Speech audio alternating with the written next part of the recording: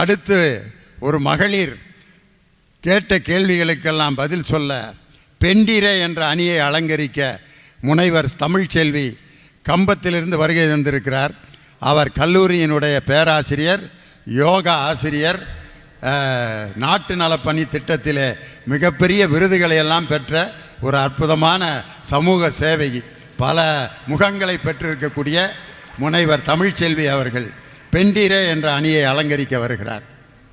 வாழ்க தமிழ்மொழி, வாழிய வாழியவே என்று தமிழ் அன்னையை வணங்கி, என்னை நன்றாக இறைவன் படைத்தனன், தன்னை நன்றாக தமிழ் செய்யுமாறு என்று தமிழ் அன்னையை மீண்டும் ஒருமுறை நன்றி கூறி, காலம் என்னும் ஆழியிலும் காற்றுமலை ஊழியிலும் சாகாது கம்பன் அவன் பாட்டு, அது தலைமுறைக்கு எழுதி வைத்த சீட்டு. ஆம், தமிழுக்கு கதி கம்பராமாயணமும் திருக்குறளும். அதற்கு முன்பாக 81 ஆண்டுகளாக தொடர்ந்து கம்பனை கட்டி பிடித்து தமிழுக்கு உயிரூட்டி கொண்டுள்ள இந்த கம்பராமாயணம் சார்ந்த இந்த கழகம், கம்பன் கழகத்தார் அனைவருக்கும் முதலில் என் மனமார்ந்த நன்றியையும் அவர்களுக்கு என் பணிவான வணக்கத்தையும் கூறிக்கொண்டு, அவையில் வீற்றிருக்கும் நடுவர் உள்ளிட்ட அணியினர் அனைவருக்கும், திரளாக கம்பனை செவிமடிப்பதற்காக குழுமியுள்ள கம்பன் வாழ் ஆர்வமுள்ள உங்கள் அனைவருக்கும் முதல் வணக்கம். ரொம்ப அழகா பேசினாங்க. எதிரணியிலிருந்து மருத்துவர் ராசமூர்த்தி வந்தார், மிக அழகாக சொன்னார். சொல்லும் பொழுது, எண்ணில் கோடி ராமர்கள் எண்ணின் அண்ணல் நின் அருளுக்கு அருகு ஆவரோ என்று அந்த செய்தியை, கம்பன் சொன்ன செய்தியை சொல்லிட்டு, இது பரதனுக்கு கிடைத்த மதிப்பல்லவா என்று சொன்னார்.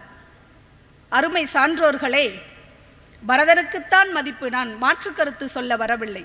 ஆனால் அந்த வரிகளை சொன்னது யார் என்பது ரொம்ப முக்கியம். மாற்றாள் மகளின் மகன் பரதன். அந்த பரதனுக்கு, கைகேயினுடைய பரதனுக்கு அவ்வளவு பெரிய மணி மகுடத்தை சூட்டியவள் கோசலை. நினைத்து பாருங்கள், தன் மகனை காட்டுக்கு அனுப்பிய கைகேயின் மகனுக்கு இவ்வளவு பெரிய மணி மகுடம் சூட்டிய அந்த கோசலையின் மதிப்பு எங்கே இருக்கிறது?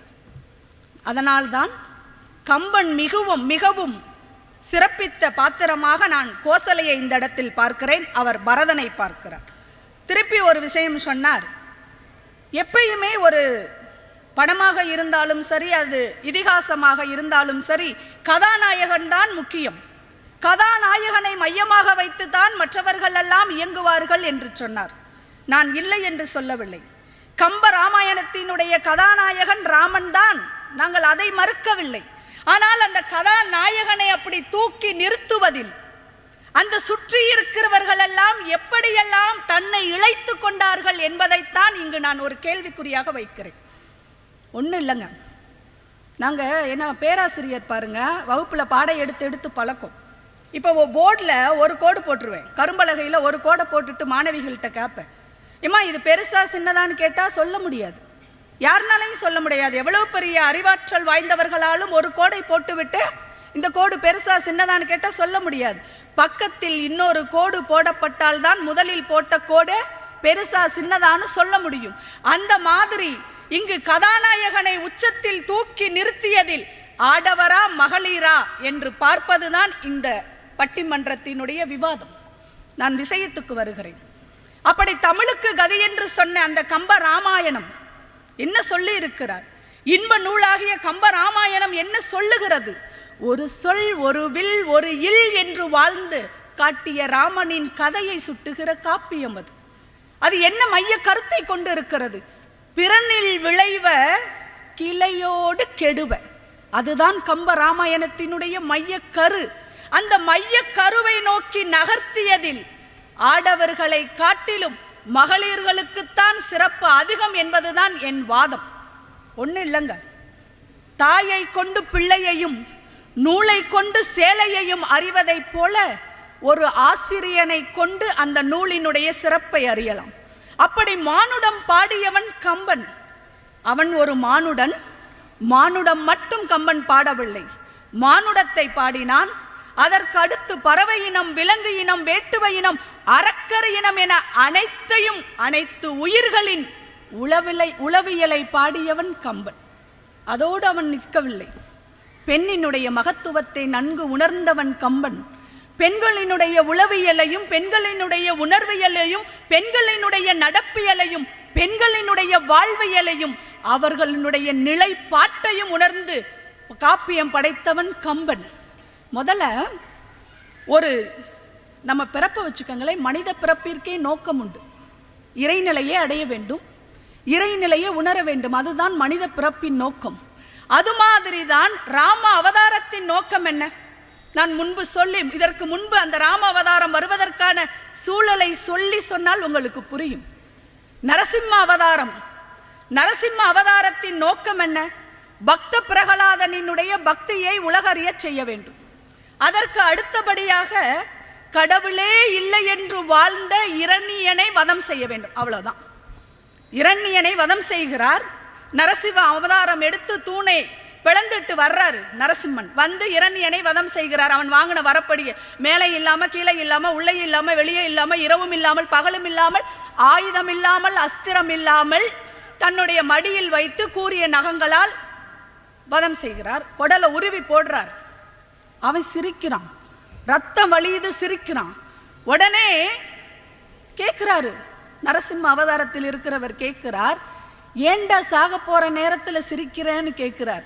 அதுக்கு அவன் சொன்னான், ஒன்றும் இல்லை, உன்னை சூராதி சூரன் வீராதி வீரன்னு சொல்லி எல்லாரும் சொன்னாங்க. ஏன் என் மகன் கூட என்னிடம் சொன்னான், பக்த பிரகலாதன் கூட சொன்னான். ஆனா அப்படிப்பட்ட நீ சாதாரண என்ன அழிக்கிறதுக்கு இத்தனை ஆவேசமாக வந்திருக்கிறையே, நீ எல்லாம் ஒரு வீரனான்னு கேட்கிறான் இரண்யன். அப்பொழுதுதான் நரசிம்ம அவதாரத்தில் இருந்த இறைவன் சொல்லுவான், நீ இன்ன சாக போற, உன் ஜென்மம் முடிஞ்சது. இப்போ உனக்கு நான் வீரன்னு நிரூபிக்கிற அவசியம் இல்லை. அடுத்த ஜென்மத்தில் உனக்கு 10 தலை 20 கைகளோட ஒரு படைப்பு தர்றேன். ராவணனா நீ வா, நான் ரொம்ப சாதுவா ராமனா வந்து மனித வடிவில் வந்து உன்னை சம்ஹாரம் செய்கிறேன்னு சொல்லி எடுத்த அவதாரம் தான் இந்த ராம அவதாரம். ஏன்னா எந்த இலக்கியமாக இருந்தாலும் ஒரு நோக்கத்தோடு தான் படைக்கப்படும். அப்படி ராம அவதாரத்தின் நோக்கம் என்ன? அந்த ராவணனை வதம் செய்ய வேண்டும். அப்படி ராவணனை வதம் செய்வதற்கு உறுதுணையாக இருந்தவர்கள், அப்படி உறுதுணையாக இருந்தவர்களில் ஆடவர்கள் சிறப்பிக்கப்படுகிறார்களா, மகளிர்கள் சிறப்பிக்கப்படுகிறார்களா? இதுதான் கேள்வி. நினைத்து பாருங்கள். எல்லா வாழ்க்கையில், நம்மளுடைய நடைமுறை வாழ்க்கையிலும் 2 விதமான வினைகள் உண்டு.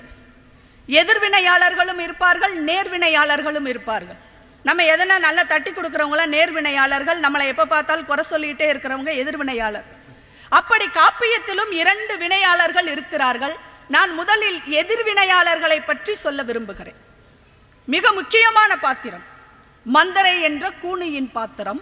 ஏன்னா ராம அவதாரத்தின் நோக்கம்தான் முக்கியம். அந்த அவதாரத்திற்கு மிக முக்கிய ஒரு காரணம் மந்தரை. எப்படியாமா? அயோத்தியில் ராமனுக்கு பட்டாபிஷேகம் என்று அறிவிக்கப்படுகிறது. அயோத்தி மக்கள் எல்லாம் மனமகிழ்ந்து இருக்கிறார்கள், அகமும் மனமும் மகிழ்ந்து அப்படி இருக்கிறார்கள். ஆனால் கம்பன் சொல்லுகிறான், ஊன்றிய வெகுளியும் உழைக்கும் உள்ளமுமாக கனங்கு எறி நயனங்களோடும் கதிக்கும் சொல்லினோடும் ஆக தோன்றினாள் என்று அந்த மந்தரையை, கூனியை அறிமுகம் செய்கிறான் கம்பன். அப்படிப்பட்ட கூனி எதற்காக இவ்வளவு பெரிய வஞ்சம் கொண்டு இருக்கிறாள்? பண்டைய நாள் ராகவன் பாணி உமிழ் வில்லு உண்டை உண்டதனை தன் உள்ளத்து உள்ளுவாள் அப்படின்னு சொல்லியிருக்கிறான் கம்பன். இந்த இடத்தில் மிக நுட்பமான விஷயம், கம்பன் வில் எரி என்று கூட சொல்லவில்லை, வில் உமிழ் என்று சொல்லியிருக்கிறான். அதனுடைய அர்த்தம் என்னவென்றால், அந்த ராமனினுடைய அந்த பானம் எத்தகையதாமா, சுடு சரங்களை எல்லாம் கடிதில் விடவல்ல அந்த ராம பானம் அந்த கைகையை, அந்த மந்திரையினுடைய முதுகில் அந்த மண் உருண்டைகளை எப்படி உமிழ்ந்ததாக கம்பன் சுட்டுகிறான் என்றால், வாயிலிருந்து உமிழ்நீர் உமிழ்ந்ததை போல அந்த மண் உருண்டைகள் அவனுடைய வில்லிலிருந்து விழுந்ததாம் கூனியினுடைய முதுகில். அப்ப எவ்வளவு மென்மையாக விழுந்திருக்கும். உமிழ்நீரை போல விழுந்ததென்றால் எவ்வளவு மென்மையாக சிறு வயதில் அறியாமல் ராமன் அந்த மண் உருண்டைகளை அந்த கூனியின் முதுகில் போட்டிருப்பான். இதுதான் விஷயம்.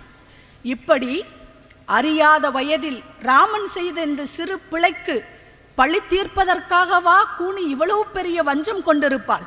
நினைத்து பாருங்கள். இல்லவே இல்லை. அப்ப எதற்காக? ராமவதாரத்தினுடைய நோக்கத்தை நிறைவேற்றுவதற்காக அத்தனை பழிகளையும் ஏற்றுக்கொள்ளக்கூடிய பாத்திரமாக கொடுமன கூனியாக கம்பனால் படைக்க காட்டப்பட்டவள் தான் இந்த கூனி. நினைத்து பாரு. தட்டணும் நினைச்சா நல்லா தட்டிடணுங்க. ஏன் உங்களுக்கு கைத்தட்ட வரவில்லை என்றால், இதுவரைக்கும் நாம் கூனியை ஒரு கெட்ட பாத்திரமாக, ஒரு வெள்ளி கேரக்டரில் தான் நாம் பார்த்திருக்கிறோம், கதாபாத்திரமாக. ஓ, இந்த கூனிக்குள் இத்தனை விஷயங்கள் இருக்கிறதா என்ற அந்த சிந்தனையில் சென்றதால் உங்களுக்கு கைத்தட்ட வரவில்லை, நான் ஒப்புக்கொள்கிறேன். அடுத்ததாக கூனியினுடைய மிகப்பெரிய வஞ்சகம் அதுதான் ராமனை உயர்த்தி காட்டியிருக்குன்னு புதுசா நீங்க சொல்ல போய் வில்ல நல்லா நடிக்கிறதுனால தான் கதாநாயகன் அழகாகிறான் அப்படிங்கிற மாதிரி புதுசாக கொண்டு போவோம் தான் எல்லாம் யோசிக்கிறாங்க.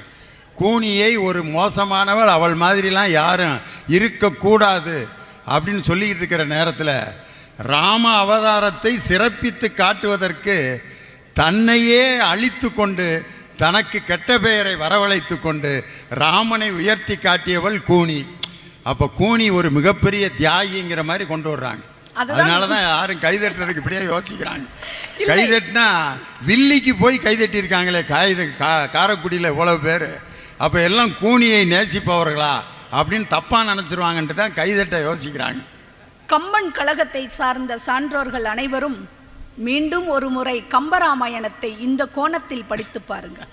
அவதார நோக்கத்தை நோக்கி நகர்த்து செல்வதற்காக யாரெல்லாம் எப்படியெல்லாம் தன்னை உருக்கி கொண்டிருக்கிறார்கள் என்ற அடிப்படையில் படித்தால் என் வாதம் உங்களுக்கு புரியும். எவ்வளவு சாதுர்த்தியமாக, எவ்வளவு ஒரு சாதாரண தாதி, கூனியானவள் தாதி பெண், கைகேயி அரசி, எஜமானி அம்மாள், எஜமானி ஏவல் போட்டால் ஏவல் செய்பவள். ஆனால் எவ்வளவு சாதுர்த்தியமாக தன்னுடைய அந்த உளவியல் அறிந்தவளாக, ஒரு வல்லமையாளலாக கடந்த கால சம்பவங்களை எல்லாம் நினைவில் வைத்து சரியான நேரத்தில் கைகேயிக்கு எடுத்து சொல்லி அந்த தூய மனதை கலக்கி இவ்வளவு பெரிய அவதாரம் நிறைவேறுவதற்கு காரணமாக இருந்த கூனி எவ்வளவு பெரிய நல்ல காரியம் செய்திருக்கிறாள். அவள் மட்டும் அப்படி செய்யவில்லை என்றால் அவதார நோக்கம் நிறைவேறி இருக்குமா? யோசித்து பாருங்கள். கம்பன் படைத்த படைப்பினுடைய நோக்கம் நிறைவேறி இருக்குமா? நிச்சயமாக இருக்காது. அப்படி சொலல் வல்லாளாக, சோர்விலாளாக அவள் என்ன நினைத்தாலோ, வள்ளுவனை இந்த இடத்தில் துணைக்கு அழைத்துக் கொள்கிறேன். எண்ணிய எண்ணியாங்கெய்துவர் எண்ணியர் திண்ணியராக பெறி, அதற்கு இலக்கணமாக திகழ்ந்தவள் தான் கூனி. தான் நினைத்த காரியத்தை கணக்கச்சிதமாக அப்படியே நினைத்த நேரத்தில் முடித்து காட்டிய வல்லமை ஆற்றல் வாய்ந்த ஒரு பெண்ணாக கூனியை படைத்து காட்டியிருக்கிறான் கம்பன். அடுத்ததாக அவள் படைத்து விட்டாள், மனதை மாற்றி கலக்கிவிட்டாள் கைகேயி மனதை. அப்ப அவள் மாறினாளா? அரக்கர்கள் பாவமும் அல்லவர் இயற்றிய அறமும் துறக்க நல் அறம் துறந்த நல் தூமொழி மடமான் என்று கம்பன் கைகேயியை சொல்லுகிறார். அரக்கர்கள் செய்த பாவமும் வேதியர்கள் செய்த தவமும் ஒன்று சேர்ந்து தூய மனதிலாக இருந்த கைகேயின் மனதம் மாற்றம் வருகிறது. செல்கிறாள், அரசனிடம் 2 வரங்கள் வாங்குகிறாள். என்ன வரம்? தன் மகன் பரதன் நாடாள வேண்டும், அதே நேரம் ராமன் காடேக வேண்டும் என்று வரம் வாங்குகிறாள். வாங்கி கொண்டு வந்து அவளே சொல்லுகிறாள் ராமனிடம், ஆழிசூழ் உலகமெல்லாம் பரதனே ஆள, நீ போய் தாளிரும் சடைகள் தாங்கி தாங்கரும் தவமேற்கொண்டு பூளி வெங்கானம் நன்னி புண்ணிய துறைகள் ஆடி 7 ஆண்டில் வா என்று இயம்பினன் அரசன் என்கிறாள். நினைத்து பாருங்கள், கைகேயினுடைய படைப்பை கம்பன் எவ்வளவு அழகாக ஒரு நுட்பமாக படைத்திருக்கிறான் என்பதற்கு இந்த பாடல் ஒரு சாட்சி. என்ன சொல்லுகிறாள்? இயம்பினான் அரசன் என்கிறார். ஏன்? உன் தந்தை சொன்னான் என்று சொல்லியிருக்கலாம், அல்லது நான் சொல்லுகிறேன். கைகேயி சொன்னாலும் கேட்கக்கூடிய இடத்தில்தான் ராமன் இருந்தான். அவளும் சொல்லவில்லை, தந்தையும் சொல்லவில்லை, இயம்பினான் அரசன் என்று சொல்லுகிறாள் என்றால் அங்கேதான் நாம் யோசித்து பார்க்க வேண்டும். எதற்காக அப்படி கூறினாள்? கைகேயி எப்படிப்பட்டவள் தெரியுமா? அரண்மனைக்கு தன்னை தேடி ராமன் வரும்பொழுதெல்லாம் அன்பும் பாசமும் கலந்த ஒரு உள்ளத்தினலாக வா வா என்று ஒவ்வொரு முறையும் அழைத்த கைகேயி, அப்படி தூய அன்போடு அவன் மீது அந்த அன்பு பண்பு பாசம் வைத்திருந்த கைகேயி, நீ காட்டிற்கு போய் என்று சொல்வதற்கு கூட அவளுக்கு மனம் வரவில்லை. அதனால்தான் 7 ஆண்டில் நீ வா என்று சொன்னான் அப்படின்னு பதிவு பண்ணியிருக்கிறார். சரி, இவள் தான் சொல்லவில்லை, அன்பு வைத்திருக்கிறாள். தந்தை சொன்னான் என்று ஏன் சொல்லவில்லை? தந்தை எப்படிப்பட்டவன்? தசரதன்.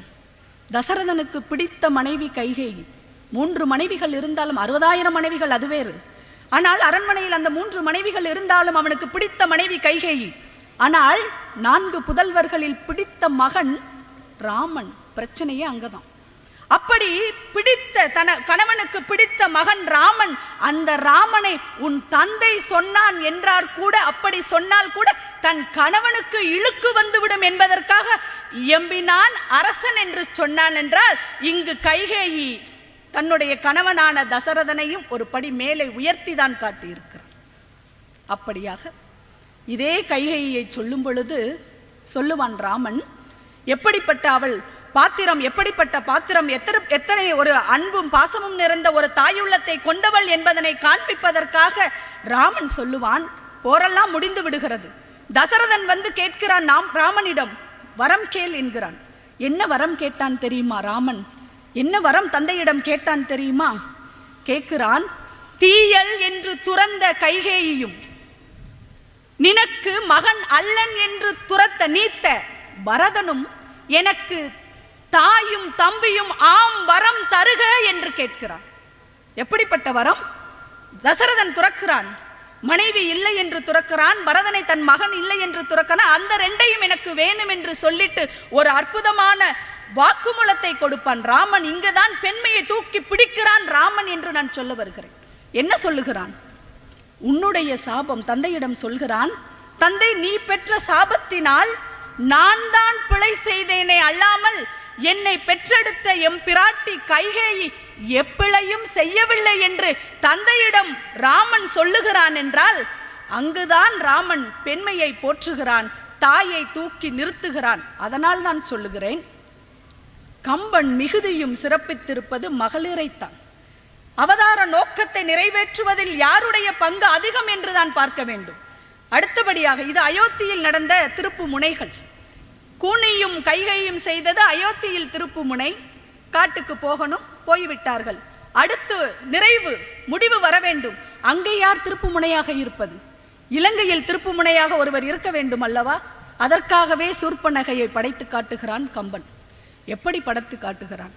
அவள் எப்படிப்பட்டவள்? அவளை பற்றி சொல்லும் பொழுது உலகினுக்கும் மூட்டுவாளாமா, கோழி சொல்லக்கூடியவள். அப்படிப்பட்ட ஒரு கதாபாத்திரமாக படைத்து காட்டிருக்கிறான். அப்படிப்பட்ட அந்த சூர்ப்பனகையை சொல்லும் பொழுது அவன் ராமனை பார்க்கிறாள் கானகத்தில். அவனை பார்த்து அவன் பால் மையல் கொண்டு வருகிறாள். வஞ்சமென நெஞ்சமென வஞ்சமகள் வந்தாள் என்று கம்பன் அழகாக பாடுவான். அப்படிப்பட்டவள் வந்து வம்புக்கு இழுத்து, அவன் உத்தம புத்திரன், ஒரு இல் என்று வாழ்ந்தவன், அவனை வம்புக்கு இழுத்து அதனால் இலக்குவனால் காது மூக்கு முளைக்காம்பு அறுபட்டு செல்கிறாள் சூர்ப்பனகை. ஆனால் அங்கு போய் கரனிடம் வேறு விதமாக சொல்லுகிறாள். என்ன சொல்லுகிறாள்? நம்மளுடைய இந்த அரக்கர் குலத்தையே வேறறுக்க வேண்டும் என்று ஒரு நிபந்தனையோடு வந்தவர்களாக ராமன் லக்குவனை மறைத்து அப்படி மாற்றி சொல்லுகிறாள். ராவணனிடம் செல்லுகிறாள். அங்கு போய் இதுதான் சாதுர்த்தியம். கூனியைப் போல இவளும் மிக சாதுர்த்தியத்தனமாக தன்னுடைய செயலை செய்கிறாள். அங்கு போய் அண்ணனிடம் என்ன சொல்லுகிறாள்? மிக அழகாக தன்னுடைய அதாவது வார்த்தை ஜாலத்தால் அவனுடைய மனதை கவரும் விடமாக இவள் வார்த்தைகளை உபயோகிக்கிறாள்.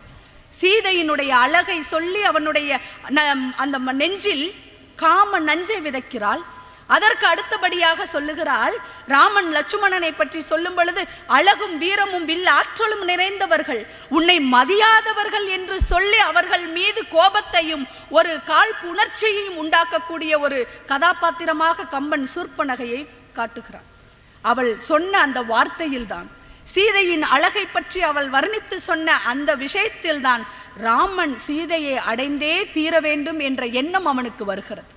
அதே மாதிரி இன்னொரு விஷயம் சொல்லுகிறாள், நீ சீதையை அடைந்தால்தான் நீ முழுமை பெற்றவன், சிறப்பு பெற்றவன் ஆவாய் என்று ராவணனை தூண்டு விடுகிறார்.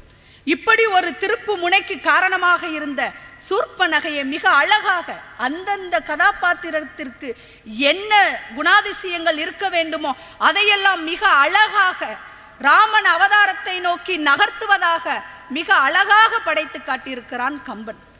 நிறைய வந்தாங்க, இவங்க வந்ததெல்லாம் மகளிரை பற்றி குறை சொல்வதாக உயர்த்தி நிற்கின்ற ஆடவ கதாபாத்திரங்களை எல்லாம் ரொம்ப பேர் ரொம்ப அழகா சொன்னாங்க. அதில் எனக்கு ரொம்ப வருத்தமான விஷயம், பெண்கள் எல்லாம் ஜிகு ஜிகுன்னு அப்படியே மேலோட்டமாக இருக்கக்கூடியவர். ஒரு பெண்ணு சொல்லலாமாங்க, ஒரு ஆடவர் சொல்லியிருந்தால் கூட நான் ஏற்றிருப்பேன். அது எப்படி நினைக்கிறேன் என்றால், நடுவர் அதற்கு முன்பாக தான் கூறியிருக்கிறார், மகளிர் எல்லாம் மதிநுட்பம் நிறைந்தவர்கள் என்று. நாங்கள்லாம் யாரையும் ஈஸியாக நம்பிடுவோம், ஆனால் பெண்கள் எல்லாம் அப்படி ஈஸியாக நம்ப மாட்டாங்க, மதிநுட்பம் நிறைந்தவர் என்று நடுவர் சொல்லியிருக்கிறார்.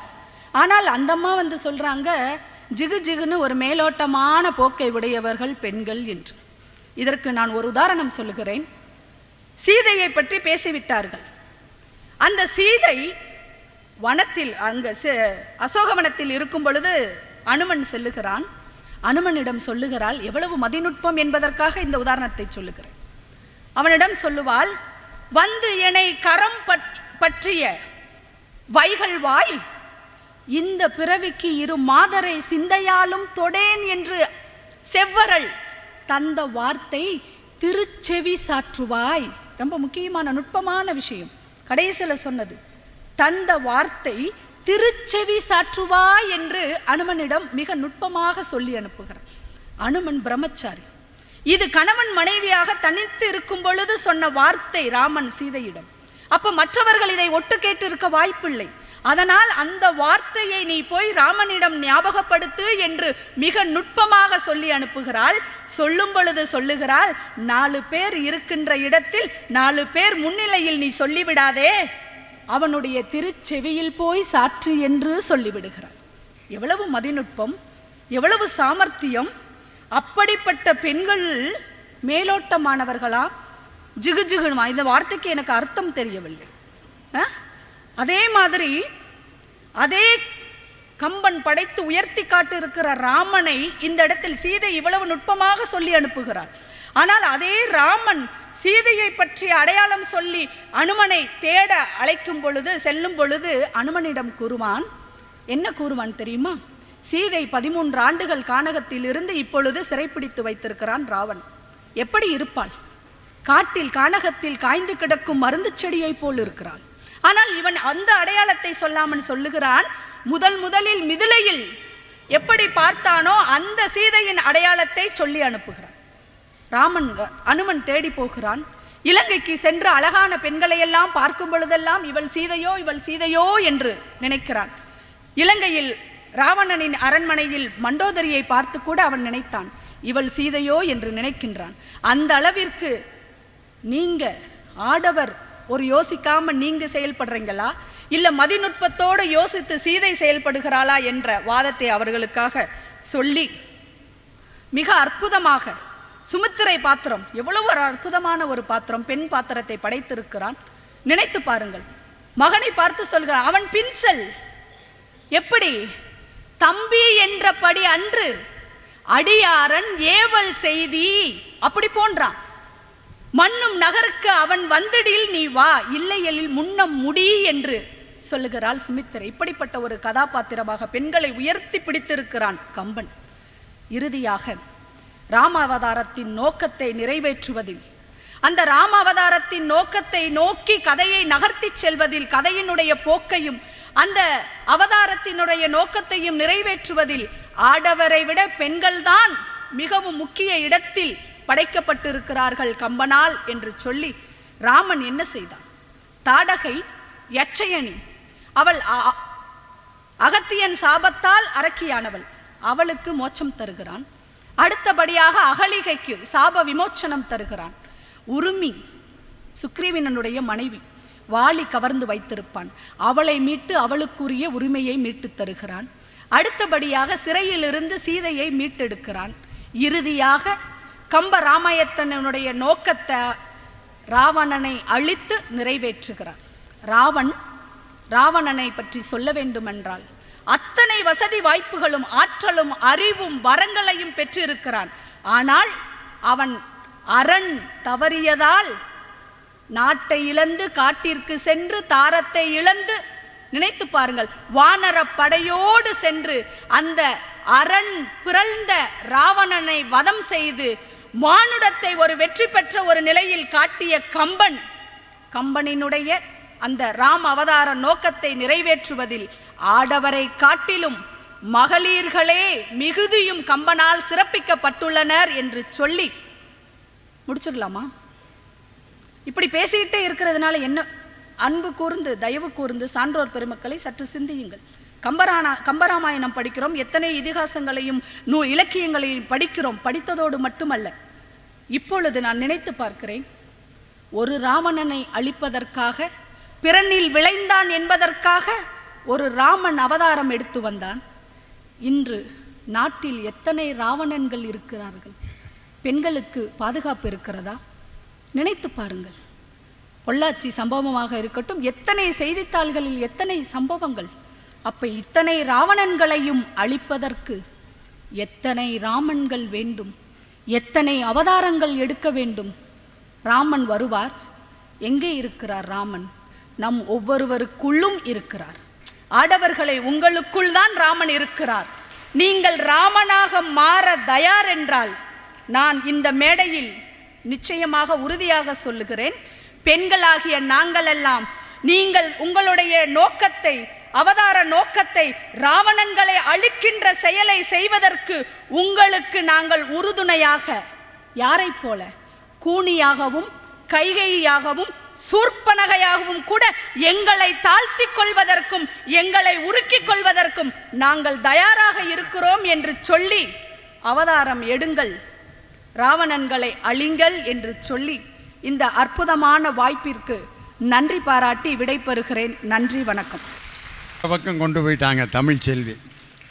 என்னன்னா, சூர்ப்பனகை, கைகேயி, கூனி போன்றவர்கள் வில்லன் பாத்திரத்தை, மிக வில்லி பாத்திரங்களை சிறப்பாக செய்ததால் தான் ராமன் சீதையினுடைய பாத்திரமே அழகு பெற்றது.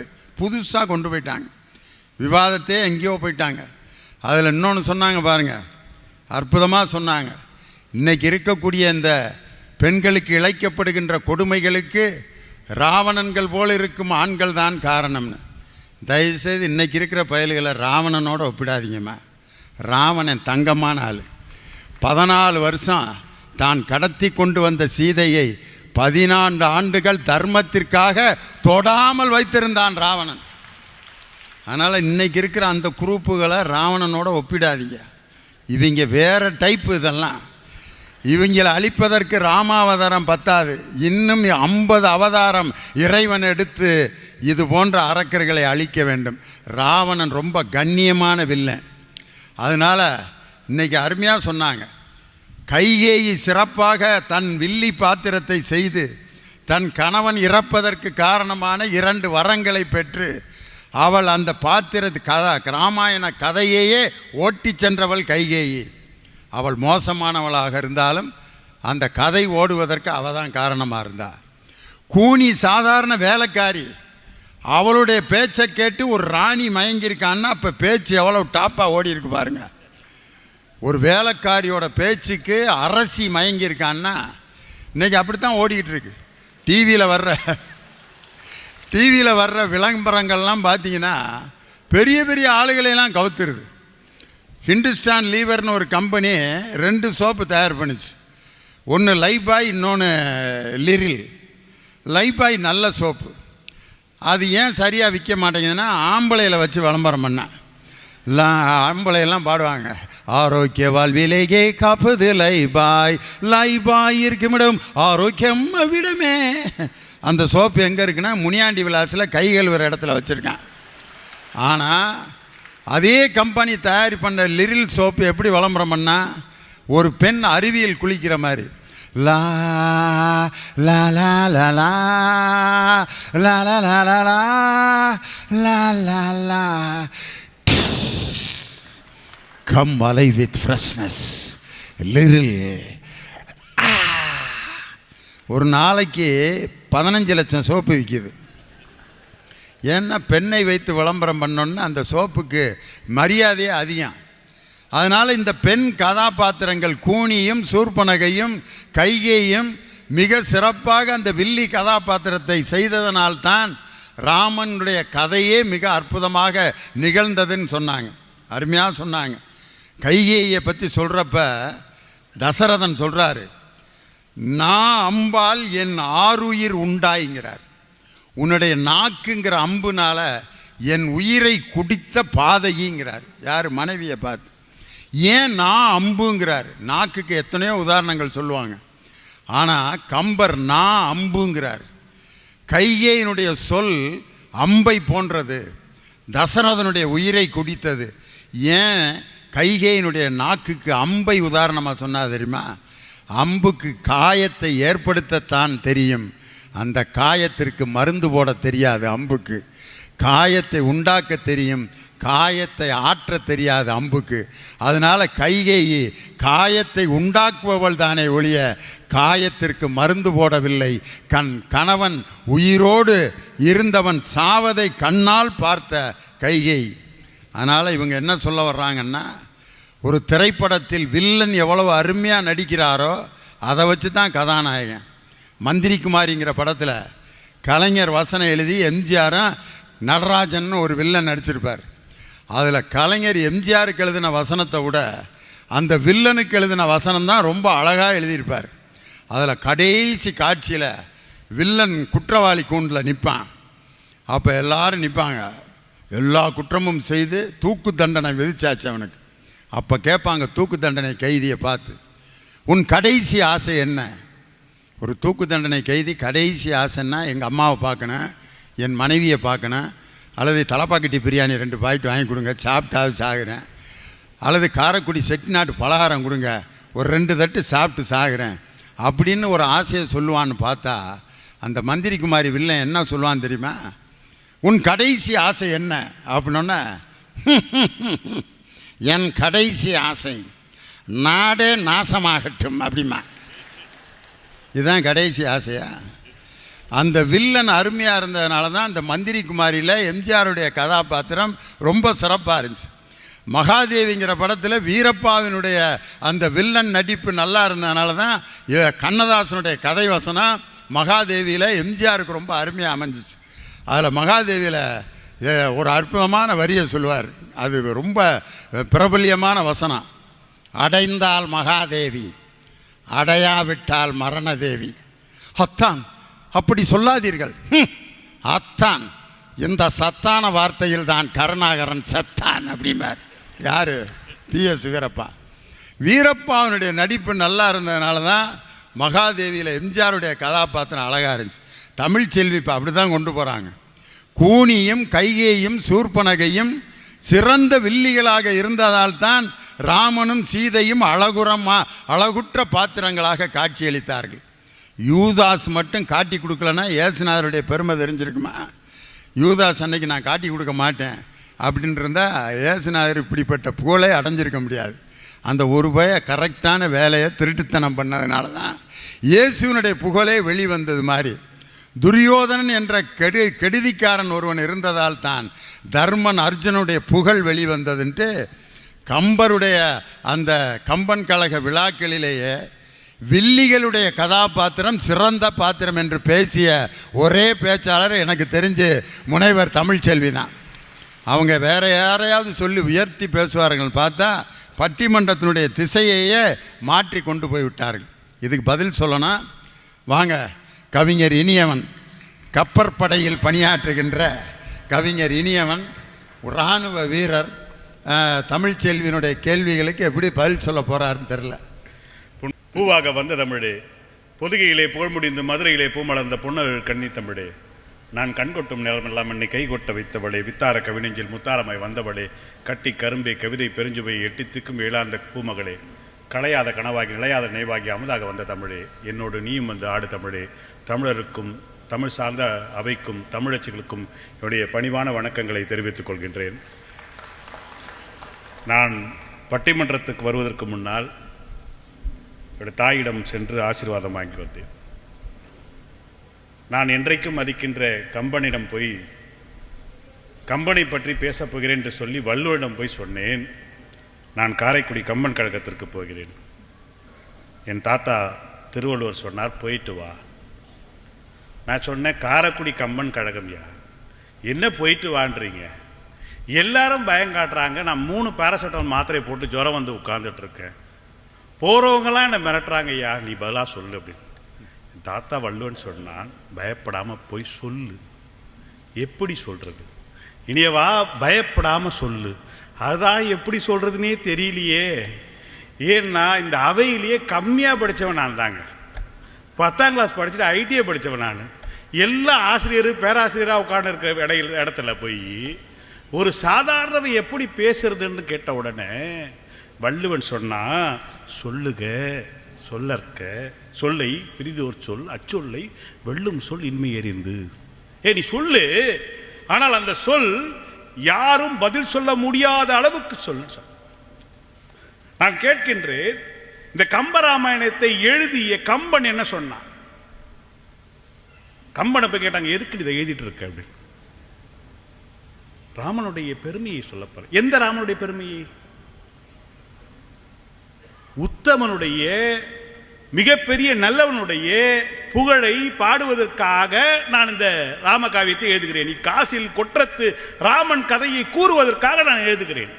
நான் என்ன கேட்கிறேன், எழுதிய கம்பனே ராமன் தான் சிறந்தவன் உயர்ந்தவன் என்று சொல்லுகின்ற பொழுது எதிரியை சார்ந்தவர்கள் வேண்டுமென்றே தவறான கருத்துக்களை தமிழ் கூறும் இந்த உலகத்திலே சான்றோர்கள் இருக்கின்ற இந்த சபையிலே வேண்டுமென்றே நம்ப வைக்கின்ற நாடகத்தை நடத்தி கொண்டிருக்கிறார்கள். இந்திய தண்டனை சட்டம் ஐபிசி 193, 196, 200 படி பொதுமக்களுக்கு தவறான தகவல்களை பரிமாறுபவர்கள், பொதுமக்களுக்கு தவறான தகவல்களை சொல்லி நம்ப வைப்பவர்களுக்கு குறைந்தபட்சம் 3 ஆண்டுகளிலிருந்து 7 ஆண்டு சிறை தண்டனை இருக்கிறது என்பதை நான் பணிவன்புடன் மாண்புமிகு இந்த பட்டிமன்றத்துடைய நடுவராக இருக்கின்ற நீதிபதி அவர்களிடம் தெரிவித்துக் கொள்கின்றேன். நல்ல வேலை நீதிபதி ஐயா போன பிறகு சொன்னேன். செக்ஷன் ஏதாவது தப்பாக சொல்லியிருந்தீங்கன்னா அங்கனையே உன்னை நிறுத்தியிருப்பார். இல்லை, நீதிபதி ஐயாவுக்கும் தெரியும் எதுக்கு ராமா ராமா ராமா ராமா என்று சொல்லணும். ரா என்று சொல்லுகின்ற போது, அந்த மந்திரத்தை சொல்லுகின்ற போது நம்முடைய பாவங்கள் எல்லாம் வெளியேறுகிறது. மா என்று சொல்லுகின்ற போது வெளியிருக்கின்ற மோசமான தீய சொற்கள் தீய சிந்தனைகள் உள்ளே போகாமல் தடுக்கிறது. அதனால ராம ராம ராம ராம ராம என்று சொல்லு. ராமனுக்கு பேர் வைக்கின்ற போது வசிஷ்டன் பேர் வைக்கிறான். எப்படி தெரியுங்களா? ராமனுக்கு பெயர் ஈந்தனன் என்றான். எப்படிங்க ஈய முடியும்? ஈதல் என்பது என்ன? இல்லாதவனுக்கு இருப்பவன் கொடுப்பது ஈதல். ராமன் இல்லாதவனா? பரம்பொருள் இல்லாதவனா? பரம்பொருளுக்கே ஈயக்கூடிய அளவுக்கு வசிஷ்டன் பெரியவனா? இந்த கேள்வி இங்க நிக்குது. நான் கோவப்பட்டு கேட்ட கம்பனை நீ எழுதுறது தப்பு இல்லையா? எவ்வளவு பெரிய விஷயம். ராமனுக்கு போய் வசிஷ்டன் ஈய முடியுமா? பார்க்கடலிலே பள்ளி கொண்டிருக்கின்ற அந்த பரந்தாமனுக்கு ராமன் என்று ஈய முடியுமா என்று கேட்ட போது மாணிக்க வாசகர் குறுக்க வந்து சொன்னார், டேய் வாயமுன்றா, என்னடா தெரியும் உனக்கு கம்பனை பத்தி? எதற்கு தெரியுமா? வசிஷ்டனை வைத்து அந்த பெயரை ஈந்தான். கடவுள் என்பவன் ஒரு நாமம் ஓர் உருவம் ஒன்றும் இல்லாதற்கு 1000 திருநாமம் நாம் பாடி தெல்லோமே கொட்டாமன். ஒரு உருவம் கிடையாது, அவனுக்கு ஒரு நாமம் கிடையாது, நிறைய இருக்கு. எதை வச்சு அவனை கூப்பிடுவேன்? அதனால ஒண்ணுமே இல்லாத அந்த பயலுக்கு ஈந்தனன் கொடுக்கதான் முடியும். எனவே ராமன் என்று அவன் ஈயத்தால் முடியும். வசிஷ்டன் செய்தது சரி என்று சொன்னான். இவ்வளவு பெருமையுடைய இந்த பாத்திரம் எப்படி பெருமை இல்லைன்னு இவங்க பேசுவாங்க. எனக்கு ஒரு வள்ளுவன் சொன்னான், ஒரு உதவி பண்ண மறந்துடாது. ஒரு உதவி செஞ்சிட்டீங்கன்னா யாரா வாங்கினா மறந்துடாது.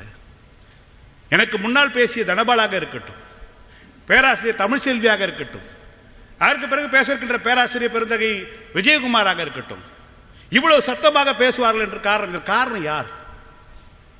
என்னன்றி கொண்டார்க்கும் உய்வுண்டா உய்வில்லை செய் நன்றி கொன்றபகற்கு என்று வள்ளுவன் சொன்னான். இந்த நிகழ்ச்சிக்கு வருவதற்கு முன்னால் 3 பேருக்கும் நான் ஆல்சு மிட்டாய் வாங்கி கொடுத்தேன். அதை வாங்கி சாப்பிட்டு விட்டு எங்களை குறை சொல்கிறீர்கள். எவ்வளவு பெரிய தப்புங்க. 3 பேரும் மிட்டாய் வாங்கி சாப்பிட்டாங்க. அவங்க பாருங்க, சாப்பிட்டவங்க நீ சாப்பிட்டேன்னு ஒரு வார்த்தை கேட்கல. அந்த அணி எவ்வளவு மோசமான அணின்னு பாருங்க. ராமன் வளர்றான், வளர்ந்து பொண்ணு பார்க்க திரும்பி போறப்போ உனக்கு 10 மிட்டாய் வாங்கி தர்றேன்றாங்க. ஒரு முட்டாய்க்கு போய் இப்படி மேடையில் போய் ஒரு பேராசிரியரை கேவலப்படுத்துறியாப்பா? எனக்கு இல்லாம கொடுத்தங்க ராம பக்தன், தனக்கு இல்லாமல் உவந்து கொடுத்தவன் நானு. என்கிட்ட இருந்தது அப்புறம் எல்லாத்தையும் கொடுத்துட்டு உட்கார்ந்துட்டு இருக்கேனே, என்ன குற்றம் சொல்லலாமா? திருமணம் ஆகுது, வயசு அந்த திருமண பருவ வயது ராமனுக்கு வருது.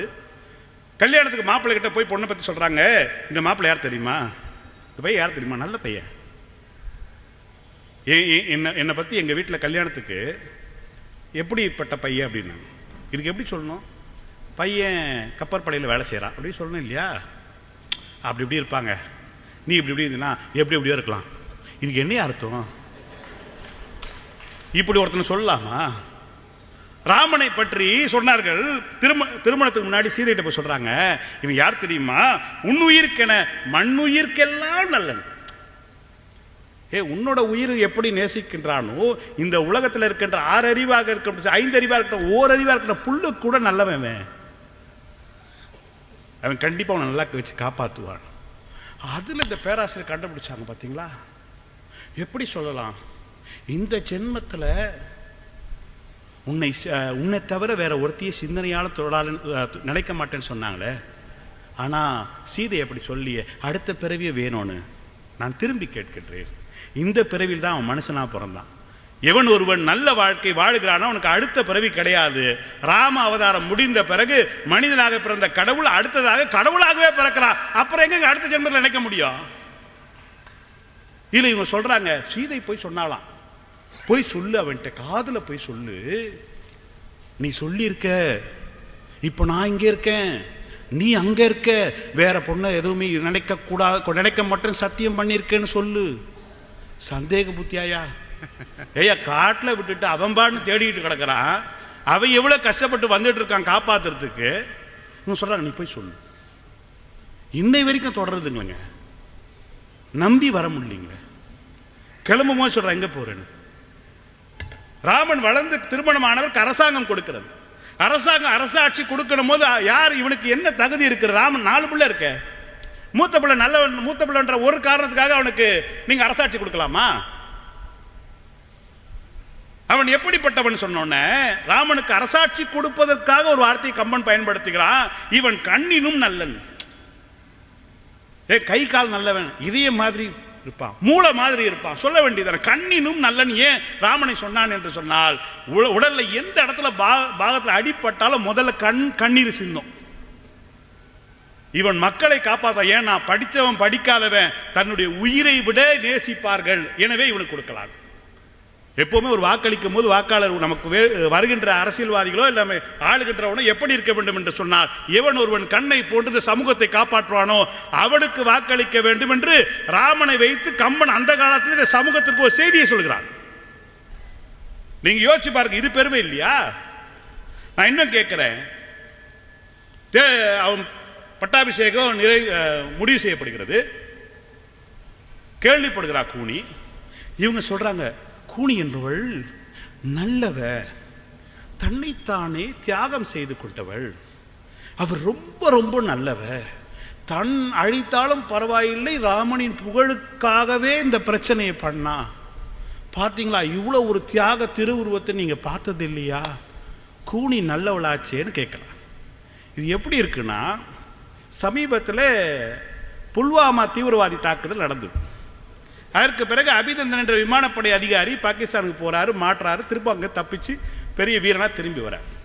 இப்போ இவங்க என்ன சொல்றாங்கன்னா, எதற்காக அந்த மனித வெடிகுண்டு வெடித்தான் தெரியுமா? எதற்காக அந்த 40 பேர் இறந்தார்கள் தெரியுமா? அபிநந்தன் என்ற விமானப்படை வீரனுடைய புகழை பரப்புவதற்காகவே அவன் குண்டு வைச்சான்ற மாதிரி இருக்குதியா. என்னங்க இது? காரைக்குடி கம்மன் கழகத்தை வந்து போய் சொல்லலாமா? இது வேற பட்டிமன்றமாக இருந்தாலும் நம்ம சொல்லிடலாம், யாரும் நம்ப மாட்டாங்க, சரி ஆமாமா கை தட்டுருவாங்க. இங்கே எல்லாருமே வேற மாதிரி ஆளுங்கச்சே, அவங்ககிட்ட போய் இப்போ சொல்லலாமா? சரி, தசரதன் வந்து சொல்கிறான், நீ வரம் கேட்குற, கேளுன்னு கேட்குறான், அவள் கேட்க மாட்டான். நீங்கள் நன்றாக ஞாபகத்தில் வைத்துக் கொள்ளுங்கள், மனைவியிடம் பேசு என்று 3 முறைக்கு மேல் ஏதாவது சொல்லி, ஏன் உம்முன்னு இருக்கன்னு கேட்டு 3 முறைக்கு மேலே கேட்டு அவள் அமைதியாக இருக்கானா, உனக்கு மிகப்பெரிய ஆபத்து காத்து இருக்கிறது என்று. வாழ்க்கையில் எவ்வளவு அனுபவிச்சிருந்தா இப்படி சொல்லுவார். 3 தடவை கேட்டுட்டு அமைதியாக இருக்காங்கன்னா அங்கே ஏதோ வேலை ஓடிக்கிட்டு இருக்குன்னு அர்த்தம். கணவன் மனைவிக்கு இடையில சண்டை வரும். கணவன் திட்டுற நேரத்தில் கூடையே கணவனை எதிர்த்து பேசுவாங்க சில பேர். அடிச்சு விட வேண்டிய உடனே நல்லா அடிப்பியா அப்படிம்பாங்க. இவங்கள நம்பலாம், ஒன்றும் பிரச்சனை இருக்காது. அரை மணி நேரத்தில் கோபம் தணிஞ்சிடும். 2வது வகை ஒன்று இருக்கேன், உன்னைய அடிக்கிறனா இல்லையா பாருங்க, வேலையாக போச்சு, வாய்க்குள்ளேயே பேசுவாங்க. என்ன பேசுகிறாங்கன்னு கண்டுபிடிக்க முடியாது. இவங்களையும் நம்பலாம். இந்த 3வது குரூப் ஒன்று இருக்குது, அதுதான் ரொம்ப ஆபத்தான குரூப். எவ்வளவு திட்டினாலும் அரைஞ்சனா பல்லு எல்லாம் கொட்டி போயிடும் அப்படிங்கிறேன். இதுதான் ரொம்ப ஆபத்தான குரூப். எந்த நேரம் வேணாலும் புருஷனை விஷம் வச்சு கொண்டுரும் இந்த கம்பெனி. அதுதான் அவர் சொல்கிறார். 3 தடவை கேள்வி கேட்ட பிறகு பதிலே சொல்லாமல் ஒரு பெண் அமர்ந்திருக்கிறாள்னு சொன்னால் அங்கே ஏதோ வில்லங்கம் ஓடிக்கிட்டு இருக்குன்னு அர்த்தம். எவ்வளவு அனுபவபூர்வமான உண்மை பாருங்க. நான் என்ன கேட்குறேன், தசரதாவது ஒரு 5 முறை கேட்டான், நான் 1 முறைக்கு மேலே கேட்க மாட்டேன். ஏன்னா இது இதோடைய பிரச்சனை உடைய ஆள் கூட தான் நம்ம குடும்பம் நடத்திட்டு இருக்கிறது. கைகை கிட்ட கேட்குறா, என்ன என்ன என்ன என்ன கேள் கேள் கேள், கேட்க மாட்டான். இப்போ அவன் கடைசியாக ஒரு வார்த்தை சொல்கிறான், நீ என்ன ஆசைப்படுறியோ அதை கொடுக்குற, ஓந்தது உள்ளம் ஓந்தது செய்வேன், ஒன்றும் லோபேன், கேள் கைகேயி என்று சொல்றான். அதையும் தாண்டி ஒரு வார்த்தையை பயன்படுத்துகிறான், வள்ளல் உன் மகன் ராமன் மீது ஆணை. நன்றாக ஞாபகத்தில் வைத்துக் கொள்ள வேண்டும் இந்த வார்த்தையை. வள்ளல் உன் மகன் ராமன் மீது ஆணை. புள்ள, ஏன் புள்ளன்னு கூட சொல்லவ, நல்லா ஞாபகம் வச்சுக்க. ராமன் தசரனுடைய மகனை தவிர கைகையுடைய மகன் கிடையாது. கோசலைக்கும் தசரனுக்கும் பிறந்த புள்ள. ஏன் புள்ள ராமன் மீது ஆணை என்று சொல்லவில்லை, உன் மகன் ராமன் மீது ஆணைன்னு சொன்னான். உடனே கேட்டா, கேட்கும் போது நல்ல வார்த்தையை பயன்படுத்தி கேட்டால் 2 வரம் தரேன் இல்லையா. ஒரு வரம், என் மகன் பரதன் நாடாள வேண்டும். நல்லா கேளுங்க, என் மகன் பரதன் நாடாள வேண்டும், சீதையின் கேழ்வன் காடு சென்று காடாள வேண்டும்னா, இவ்வளவு காலம் என்னுடைய மகன் என்று கைகையை சொன்னவள் பதவி என்று வந்த பிறகு சீதையுடைய கணவன் என்னுடைய மகன் கிடையாது. எவ்வளவு ஆபத்துங்க இது. இவளை எப்படி நீங்க பாராட்ட முடியும்? எவ்வளவு ஆபத்தான ஒரு விஷயம் நீங்க ஞாபகத்தில் வச்சுங்க. இதை கேட்டுட்டு பரதனுக்கு தெரியுது, வந்து பார்க்கறா, ராமன் போயிடுறான், பரதன் வந்து கேட்கறான். அந்த விஷயத்தை கேட்டுப்பட்டா கோவப்படுறான். கோவப்பட்ட உடனே தாயை திட்டுறா. என்ன சொன்னா, பேயினும் கொடியவள், 2 திங்களாய் அங்கமெல்லாம் நொந்த பெற்ற தாயை பார்த்து பரதன் சொன்ன வார்த்தை பேயினும் கொடியவள். நான் கேட்ட பரதனை பார்த்து, பரதா பேசக்கூடாது பரதா பேசக்கூடாது. ஏனென்று சொன்னால் அவள் தாய் அல்லவா, மாதாவை ஒரு நாளும் மறக்க வேண்டாம் என்ற ஒரு வார்த்தை இருக்கிறது. படிக்கவில்லையா பரதா என்று கேட்டவுடனே பரதன் என்னை பார்த்து ஒரு வார்த்தை சொன்னான், இனியவா உனக்கு தான் ஒன்றும் புரியல. அதே பொன்மொழியில தான் எழுதியிருக்காங்க, கூராக்கி ஒரு குடியை கெடுக்க வேண்டாம், இவள் குடி கெடுத்தவள் பேயினும் கொடியவள் என்று கம்பன் சொல்லுகிறான். பேயினும் கொடியவள், இது பாராட்டு பத்திரமா? இது எப்படிங்க பெண்மையை உயர்த்தி சொல்லுது? சரி, காட்டுக்கு போறான். காட்டுக்கு போனவர் சூர்பனைக்கு வரா. இவங்க சொல்றதெல்லாம் பயமா இருக்குங்க. யாரெல்லாம் மோசமானவர்களோ இவங்களெல்லாம் காரணம் இதுதான், இவங்களால தான் நடக்குது. இது என்னன்னா, ஒரு எதிர்மறையான ஒரு சிந்தனை இந்த சமூகத்துக்கு விதிக்கூடாது. நாளைக்கு இப்ப நீதியரசர் உட்கார்ந்துட்டு இருக்கார், இவர் நீதிபதியா உயர் நீதிமன்றத்தில் உட்கார்ந்துட்டு இருக்கார் அப்படி நினைச்சுக்கோ. ஏண்டா குத்துனா, ஐயா நீங்க யோசிச்சு பார்த்தீங்களா, இன்றைக்கு உங்களுக்கு வழக்கு கிடைத்திருக்கிறது என்றால் நான் குத்தியதால் தானே, சாதாரணமான விஷயமா? என்ன ஐயா இப்படி கேட்டா எப்படிங்க இருக்கும்? சூர்பனகை வரா, ரச்சனை பண்றா, லட்சுமணன் வந்து மூக்கையும் வாயையும் அறுத்து அனுப்புறான். நேரா போயிட்டு அவன் என்ன சொன்னோம், என்ன ஒருத்தன் மூக்க அறுத்து விட்டான் சொல்லியிருக்கணும் இல்லையா? தமிழ்ச்செல்வி என்ன சொல்ல வர்றாங்கன்னா, கொலைகளும் கொள்ளைகளும் நடப்பதால் தானே நீதிமன்றம் நடந்து கொண்டிருக்கிறது, எனவே கொலைகளும் கொள்ளைகளும் நிறைய நடக்கட்டும் அப்படிங்கிற மாதிரி. நோயாளிகள் நிறைய இருப்பதனால் தானே டாக்டர் ராஜமூர்த்திக்கு வேலை கிடைக்கிறது, எனவே நோய் நொடிகள் சமுதாயத்தில் பெருகட்டும், நோய் நொடிகள் பெருகினால்தான் நல்ல மருத்துவர்கள் உருவாவார். அது மாதிரி கூனியும் சூர்பனகையும் கைகேயும் மிக கொடியவர்களாக இருந்ததால் தான் ராமன் அழகாக தெரிந்தான். சூர்பனகை நேரா போயிட்டு அவங்க அண்ணன் என்ன சொன்னா, நசையாலே மூக்கிழந்து நாளமில்லா நான் பட்ட வசையாலே நின்புகள் மாசுண்டது ஆகாதா? நான் மூக்கு அறுத்துட்டு வந்திருக்கேன், இது உனக்கு தான் அசிங்கம். இவ போய் பிரச்சனை இழுத்து அவன் அறுத்து விட்டுருக்கான். அதை சொல்லல, நான் மூக்கு வந்திருக்க உனக்கு அசிங்கமா இல்லையான்னு. அசிங்கமா நிற்பவள் சூர்பனகை, ஞாபகத்தில் வச்சுங்க. அவன் என்ன பாசமலர் சிவாஜி கணேசனா? கட்டி பிடிச்சி தங்கச்சி வெட்டிட்டாங்களா வாமான். என்கிட்ட என் தங்கச்சி வந்து சொன்னா நான் கத்தி எடுத்துட்டு போவேன். ஏனென்றால் நான் முட்டாள். ராவணன் முட்டாளா? அவன் கேட்ட வார்த்தை என்ன தெரியுமா? வாயுடை இதழும் மூக்கும் வலிந்து அவன் கொய்ய நீ இழைத்த குற்றம் என்ன? நீ என்ன பண்ண? அவன் வாயும் மூக்கையும் அறுத்து விட்டு இருப்பான். சாதாரணமானவனா? இது உயர்வான பண்பு இல்லையா? சரி, அதுக்கு பிறகு இவ காமத்தியை மூட்டுகிறா, சீதை மேல ஆசைப்படுறா, மாரிசன் அழைக்கிறா. மாரிசன் யார்? சாதாரணமானவன். நீ மாயமானா போன்னு சொன்ன உடனே மாரிசன் மன்னனை நோக்கி சொன்ன வார்த்தை என்ன தெரியுமா? மன்னா, நீ வாழ்வை முடித்தாய், மதியற்றாய். மூளை குழம்பி போயிடுச்சா? இது உன்னால் அன்று இது ஊழ்வினை என்றே உரைக்கின்றேன். ஒரு சாதாரண ஒருத்தன் மன்னனை பார்த்து சொல்கிறார். சிலப்பதிகாரத்தில் கண்ணகி அந்த கோப்பெருஞ்சோழனை பார்த்து சொன்னானே, தேரா மன்னா செப்போது உடையன்னு. அது மாதிரி ஒரு சாதாரண குடிமகனாக இருந்த மாரிசன் சொன்னான், மன்னா நின் வாழ்வை முடித்தாய்ன்னு சொன்னான். அது பெருமை இல்லையா? ஒரு அரசனுக்கு அறிவுரை சொல்றதுக்கு ஒரு சாதாரண ஒருத்தன் அனுப்பி அறிவுரை சொல்லுகிறானே, இது ஆண்களுடைய பாத்திரத்தை பெருமைப்படுத்துகின்ற விஷயமாக இல்லையா? சரி, சீதை மான் கேட்டா, மானா போயிட்டான். மான் எப்படி கேட்டா? கை எப்படி முடிச்சுட்டு, எனக்கு மானு தான் வேணும், எனக்கு இந்த அழகான மானு தான் வேணும் அத்தான் என்று குழந்தை போல கிளி மொழி போல கொஞ்சி கொஞ்சி பேசினான். இதெல்லாம் நம்ம வீட்டில் தீபாவளி பொங்கலுக்கு முன்னாடி 5 நாளைக்கு முன்னாடி நடக்கும். நீங்க அந்த நேரத்தில் உள்ள உறுதியோடு இருக்கணும். இல்லை என்றால் உங்க பணம் மொத்தமும் காலி ஆயிடும். பாதிக்கப்பட்டவன் என்ற முறையிலே சொல்லுகிறேன் இந்த சபையிலே. அதனால் ஜாக்கிரதையாக இருக்கணும். அப்படி கொஞ்சி கொஞ்சி கொஞ்சி பேசுகிறான். நல்லா ஞாபகத்தில் வச்சுங்க. கம்பன் ரொம்ப அழகாக சொல்கிறான். கைகையை பற்றி சொல்லுகின்ற போது, தசரதன் அப்பன் வருகின்ற போது தாய் கைகையை படுத்துக்கூடியது எப்படி படுத்துருந்தா தெரியுங்களா? நவ்வி வீழ்ந்தென்ன மான் போல் கிடந்தாள். மருமக சீதை எப்படி மானுக்காகவே விழுந்து விழுந்து கிடந்தா. இப்போ குடும்பமே மானுக்காகவே விழுந்து கிடக்குது. நான் என்ன கேட்குறேங்க, ஒரு யதார்த்தமான ஒரு விஷயம். சீதையை பிரிந்த ராமன் வருத்தப்பட்டால, அந்த உருவம் எல்லாம் குறுகி குறுகி குறுகி என் பொண்டாட்டி போயிட்டாலேன்னு வருத்தப்பட்டால. நான் இதெல்லாம் நான் ரொம்ப படிக்கும் போது கண்ணீர் விட்டேன். 14 வருஷம், வருஷத்துக்கு 12 மாதம், அதில் ஒரு மாதம் இந்த கோடை விழா.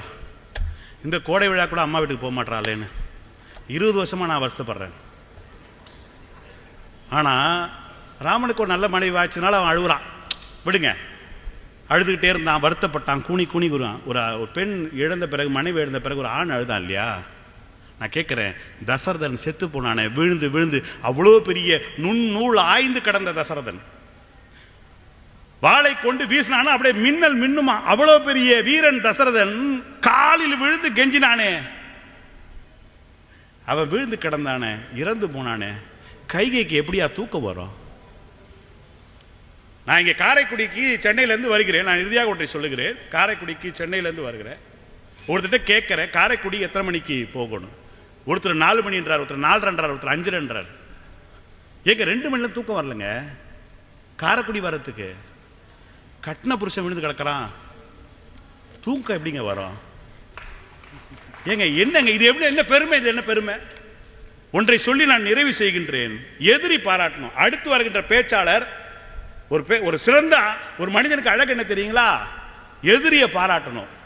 அடுத்து வருகின்ற விஜயகுமார் சொல்லணும், இனியவன் சிறந்து பேசினார், அருமையாக பேசினார், எதிரடி சொன்னதெல்லாம் உண்மை, அவன் தான் நல்ல மனிதன். ஆமாங்க, கம்பன் தான் சொன்னான், நான் சொன்னல, கம்பன் சொன்னான். இந்திரஜித்தோட லட்சுமணன் போராடும் போது, போர் புரியும் போது பேசிட்டு இருந்தா பட்டிமன்றம் எப்படியா நடக்கும்? ராஜமூர்த்தி பேசின உடனே தனபால் வந்து அவர் பேசினதெல்லாம் கரெக்டு, மிக சிறப்பாக பேசினார், நன்றி வணக்கம் அப்படின்ட்டு. அப்புறம் சர்மிளா பானு, தனபால் மிக அற்புதமாக பேசினார், அவருடைய பேச்சை நான் மனம் திறந்து பாராட்டுகிறேன் அப்படின்னு 6 பேரும் பாராட்டிட்டு, அப்புறம் நான் என்ன பண்ணுறது, 6 பேரும் மிகச்சிறப்பாக பேசினீர்கள் அப்படின்னு சொன்னோன்னே நீங்கள் 6 பேர் எந்திரிச்சு நடுவர் மிகச்சிறப்பாக தீர்ப்பளித்தார் அப்படின்ட்டு 3 நிமிஷத்தில் முடிச்சிடுறதா? எதிரியை பாராட்டணுமா? ஆமாங்க, நானா சொன்னேன், இனியும் நான் சொல்கிறேன். கம்பன் சொன்னார், கம்பன் கழகத்தில் கம்பன் சொல்லை மீறலாமா? ஏங்க லக்ஷ்மணன் சொன்னா இந்திரஜித்தை பார்த்து, என்னையா மனுஷன் இத்தனை அம்புகள் பாய்ந்த பிறகும் அதை எடுத்து எடுத்து என் மேலே எய்து கொண்டே இருக்கிறான், கை நடுங்கல, சிந்தை நடுங்கவில்லை, இன்னும் இவளை போல ஒரு சிறப்பான வீரனை பார்க்க முடியாது என்று எதிரியாக இருக்கின்ற லக்ஷ்மணன் சொல்கிறான் என்று சொன்னால், எதிரணியே நீங்களும் எதிரணியை பாராட்ட கற்றுக்கொள்ள வேண்டும். நடுவர் அவர்களே, ஒன்றை சொல்லுகின்றேன். நீதிமன்றங்களே தவறான தகவல்களை கொடுத்தால் நீதிமன்ற சட்டப்படி ஆர்டிகல் 32 உட்பிரிவு 8 படி மனுவை தள்ளுபடி செய்ய வேண்டும் என்று கூறி விடைபெறுகிறேன். நன்றி, வணக்கம். பதியில் காவலர்கள் தாளாட்ட கற்ற மனங்களினும் தொட்டிலே அன்று துயின்று மிக வளர்ந்து பட்டுப்போல் நாவசைத்து பால் மழலை சொல்லி வந்த கட்டித் தமிழே கவிதை பெருஞ்சுவையே, 8 திக்கும் எழில் வளர்த்த பூமகளே, தொட்டிலே கிடந்த என்னை தாமல் இனியவன் பேசியதை அவை குறிப்பில் இருந்து நீக்கி விடுங்கள். நீதிபதி அவர்களே, கம்பன் என்றொரு மானுடன் பிறந்ததும் என்று ஒரு அறிஞன் பாடினான். சீதை நடை அழகும் ஸ்ரீராமன் தோள் அழகும் போதை தருவதெனச் சொல்லி என்னை போட்டுவித்தான் மதுக்குடத்தில் அள்ளி என்று சிறுகூடல் பட்டி தந்த செட்டிநாட்டு கவிஞன் கண்ணதாசன் அழகாய் பாடுவான். எங்க ராசமூர்த்தி அண்ணன் வர்றாரு, ஐயோ மரகதமோ மரிகடலோ மாலை முகிலோ, ஐயோ இவன் வடிவன்பதோர் அழியா அழகுடையான். உங்க ராமனுக்கு இத்தனை வரி. சொல்லுக்குள் வாக்கியத்தை சுருக்கி வைத்த சூத்திரதாரி கம்பன். ஐயோ மரகதமோ மரிகடலோ மழை முகிலோ, ஐயோ இவன் வடிவன், இவ்வளவு தேவையில்லை. மதனர்க்கும் எழுத ஒண்ணா சீதையினா, மன்மதன் தூரிகை எடுத்து தீட்டினால் கூட சீதையின் அழகை வர்ணிக்க முடியாது என்று ஒரே சொல்லிலே முடித்தான். ஐயோ மரகதமோ மரிகடலோ மழை முகிலோ, ஐயோ இவன் மதனர்க்கும் எழுத ஒண்ணா சீதை. யார்கள் இச்சொல்லின் செல்வன் என்று அனுமன் பாராட்டப்படுகிறான் இல்லையா, அந்த அனுமன் சொல்லுகிறான். அசோகவனத்திலே சீதை இருந்ததை பார்த்து விட்டு சொல்லுகிறான், பெண்டீர் பாத்திரத்தை சொல்லின் செல்வனான் உயர்த்துகிறான் கம்பன். எப்படி? கண்டனன் கற்பினு கனியை கண்களால் தெண்டிரை அலைகடல். ராவணனுக்கு வக்காலத்து வாங்குறீங்களா ஐயா? இலங்கையிலே அலை கூட தெளிவாக இருக்கிறதாம், ஆனால் அந்த நாட்டை ஆளுகிற அரசன் தெளிவாக இல்லையாம். அழகாய் சொன்னான் கம்பன். கண்டனன் கற்பினு கனியை கண்களால் தெண்டிரை, திரை என்றால் அலை, தெல் என்றால் தெளிந்த, அலை கூட இலங்கையிலே தெளிவாய் வீசுகிறது, ஆனால் அந்த நாட்டை ஆளுகிற இலங்காவனன் தெளிவில்லை சொன்னார். கண்டனர் கற்பினு கனியை கண்களால் தெண்டிரை அலைகடல் இலங்கை தென்னகர் அண்டர் நாயக இனி துரத்தி ஐயமும் பண்டுல துயரும் என்று அனுமன் பண்ணுவான்.